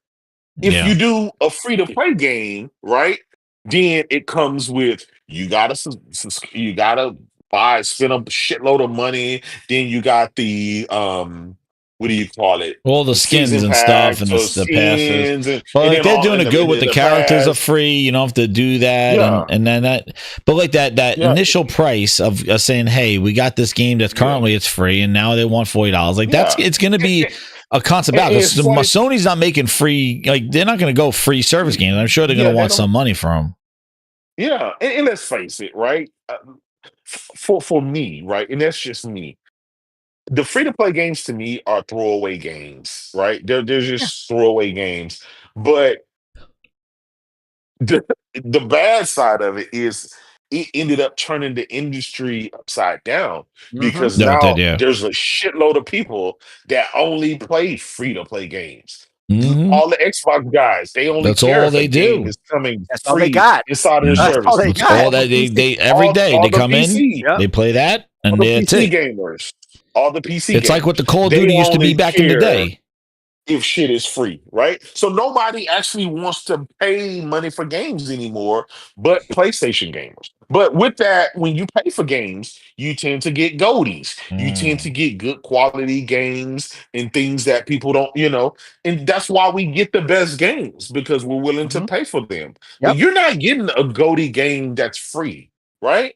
And I'll be honest. What's that game that came out by the EA? The EA it split space split not Splitgate decision is it split decision or something like that? Oh, split decision. That's an indie players game, play. The one that just came out this year. It's Split Fiction. Split Fiction. Split Fiction. So I bought that game, and it's like a $30 game. You can buy it, share it with a friend, and you guys can play co-op together. Great games, great graphics, but it was a cheap price. And it's like, I don't mind spending $30-$40 for something like that. It's not free. Yeah, they could have made it free to play and try to monetize it or some stuff, but it was worth it. And that game just may be in contention of game of the year. And it definitely, but when the last time a free-to-play game has won game of the year? When the last time a free-to-play game has won any award? It's just because it's available for best ongoing service game, or best ongoing game, or some bullshit like that. But nothing like game of the year. But nothing like that's true. But here's the thing. A lot of gamers in their top 20 played games, they're all playing that free-to-play bullshit that we cry about. So we have to not argue with the companies, we have to argue with the gamers and tell them to stop playing this bullshit because these companies are seeing you're spending all your money on the free-to-play, microtransaction laden fucking bullshit, and then you're not spending your money on the $70 titles or the $50 titles or the $40 titles. And what do you think these companies are going to keep? What do you think they're going to give you? You're telling them what to give you by where you spend your time and where you spend your money. Okay, that's gamers directly. That's gamers' fault. Gamers are going to have to. We're gonna have to make some decisions collectively. We're gonna say, the industry is there's definitely questions about what they're gonna do. And now games are $80. Now games are gonna be $80, right? Get ready. So I hope June is not the announcement of all games are $80 for the rest of the year. I hope not. So, but Jazz, now that games are $80 and $90, you know what's gonna happen? More and more people are gonna be pushed to the free to play bullshit. Exactly, because it's cheap, right? Yep. And so we're gonna have an industry full of free-to-play bullshit, and all the AAA games are going to die out. All the AA, it's just it's gamers' fault. It's not a company's fault. It's Well, companies are only they giving try to you get what you're, it's mobile's you fault. know. That's what it is. Mobile started this shit with free to play, the App Store, and all that other stuff. It, Get it, them did- in no, it free and then did. get them It did. monetize them later. And they True. implemented that in games. They tried loot boxes and loot crates. That didn't work. And now they found, hey, give the game for free and we'll monetize the shit out of them with skins and all this other stuff. Because the other thing too, you're right. Like the clout of like what skins you have. Is it a rare skin? Did you get that skin? Oh, you got that. My favorite. Like, come on, Sabrina Carpenter's a goddamn Fortnite and shit like that. Like, it's insane. Like, what? And then you got like Seth Rogen and goddamn friggin' Call of Duty. Oh, Duty. It's insane. Like this whole what they want and what people will pay for, and it's like, oh well, like this is what they do, and it's some of the stuff it's fine. I play it, and some of the stuff it is, but my thing is I wish there was more, and maybe because we do the podcast and we're on X and all that other stuff, but I just wish more like lead with the game, show what you're working on, get me excited. Don't just show me the theme. I'm never a fan of somebody just describing their game in text and like stay tuned for more. I'm like, And I know what they're doing. They're probably trying to build and recruit the studio, and they can't do it if they can't tell you what they're working on. So, I'm sure that's what it is to probably build a studio up. But studios probably just get made. Yeah, they're probably just building it up. They're working on it. They're probably trying to get more people from them in 3 to 4 years. We can't say what it's going to be either. I mean, it could be a MOBA. It could be because and Herman Holtz, he came out there with his splits, and Herman Holtz actually did something. And Herman, that's another thing. A little criticism. Herman, where are you? Where's Herman? He's not Phil Spencer. Herman did a couple of splits here and there. That's what's going on. Where is he? I see he's not on the showcases with the buttons undone anymore. He has everybody else is doing his work. Herman, I'm a little disappointed. I want to see some quality splits here. I haven't seen him in a while, but it's been an awesome show. We hit the goal, so you guys are gonna get the song "Nobody Wants Booster" as your end credits here, and that'll be released to all the VIPs and Ultimate Grinders. Right on. There you go. You guys did it. So thank you so much. He's on the yacht, Josh says. He got him. He has to run out of gas sometime and come back to shore. Where is Herman? He got a nuclear yacht, man. That boy got money. Booty. Don't even talk about Booty. That dude's been missing. He's a missing ass. Dude, they're going to put his ass cheeks on a milk carton. Booty, he runs all, that guy is, he's chapped ass. That's what I call him. He's been clapping. Booty's walking around with a freaking piece of toilet paper hanging out of his butt with some Cheeto stains in the front. Booty got chapped ass from bouncing around all those studios.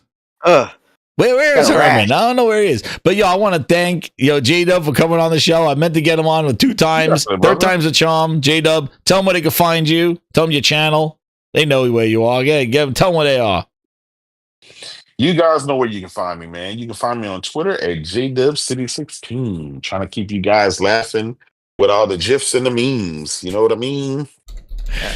That's right. Hit that like button, man. Hit that like button. J-Dub was, he was playing Forza and showing it on the Pro, rubbing it all in its glory, talking shit about Xbox because they just bend the knee. They're on all hands and knees right now. It is insane. Whoever thought that the behemoth bend the knee and spread the cheeks. Whoever thought that the behemoth would be doing this? These guys were talking about you woken the beast. The beast is now bending to Sony, and Satya. He can't get the word PlayStation out of his mouth fast enough. I never heard of Salute to Game Pass for funding our games on PlayStation. Yeah, salute the Game Pass. Game Pass failure just made everything go to PlayStation. Somebody write that book. Steven, tell them where they can find you. And I know they can find you in the chat, but where are you on the socials? Just find me on your Discord, Thrifty's Discord. I like my anonymity. I don't go on to like Twitter or X or. I don't do any of that. I'm off of it. You can't find me. I don't want any of my ex-girlfriends finding me, so it's all good. That's all right. Stay off of that thing, dude. It's but I'll be here in chat, donating to and supporting you, Jez. Hey, I appreciate it, man. Thank you so much. I'm so happy to get you on the show, and happy belated birthday. I know you're April birthday, aren't you? April baby, 54. There you go. I just hit the 45. So there we go. 60, Inverse. Yeah, okay. With the inverse on that one. But yeah, you're the future. Tell me, is Xbox still around? Xbox still around? No. Yeah, we didn't win. I didn't see what's his name. Where's Monty McFly in the chat? He usually tells me if Xbox is still around. Usually tells me. My Samsung Watch. That's next it. Time. Tell me. So anyway, the real Aaron. Aaron. We got the real one, not the bootleg. Aaron Brown says, he goes, Phil has a new Discord channel, the Glazing Grindhouse. Oh man, that's the pre-glaze. He makes sure he gets all the crevices on that one. But grinders, hit that like button. Thank you again. What an awesome show. We had everybody rocking and cooking. And let's end with an awesome a song called Nobody Wants Booster. Take it away, Phil Spencer Records. Ow, there he is.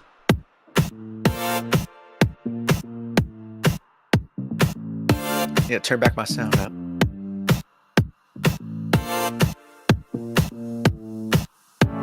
They dropped the news and we all scream wow. GTA 6 coming, but look at it now. The S is stuttering, trying to keep the pace. Boosters breaking hearts in this console race. Nobody wants booster, nobody takes the bait. Xbox fans are crying like it sealed their fate.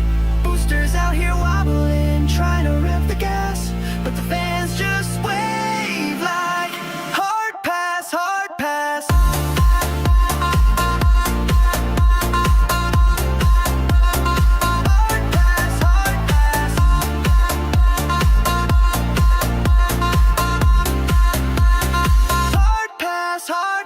Graphics so choppy, it's a digital crime.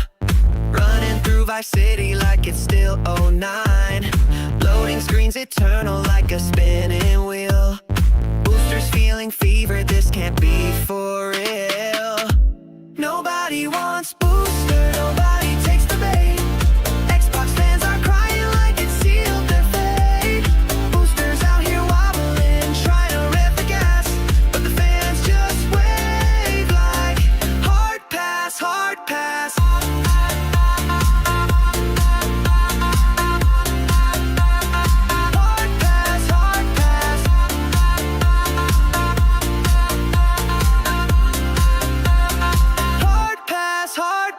Sony folks sipping tea with their smug little grins, while Xbox warriors hope booster somehow wins. Patch it, they shout make it glide, but booster be like I'm just here for the ride. Nobody wants booster, nobody takes the bait.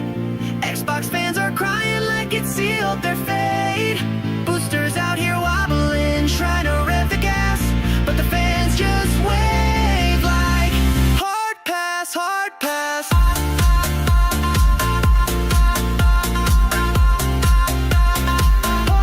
Thank you, grinders. Hit that like button. Gaming Grindhouse music coming straight at you.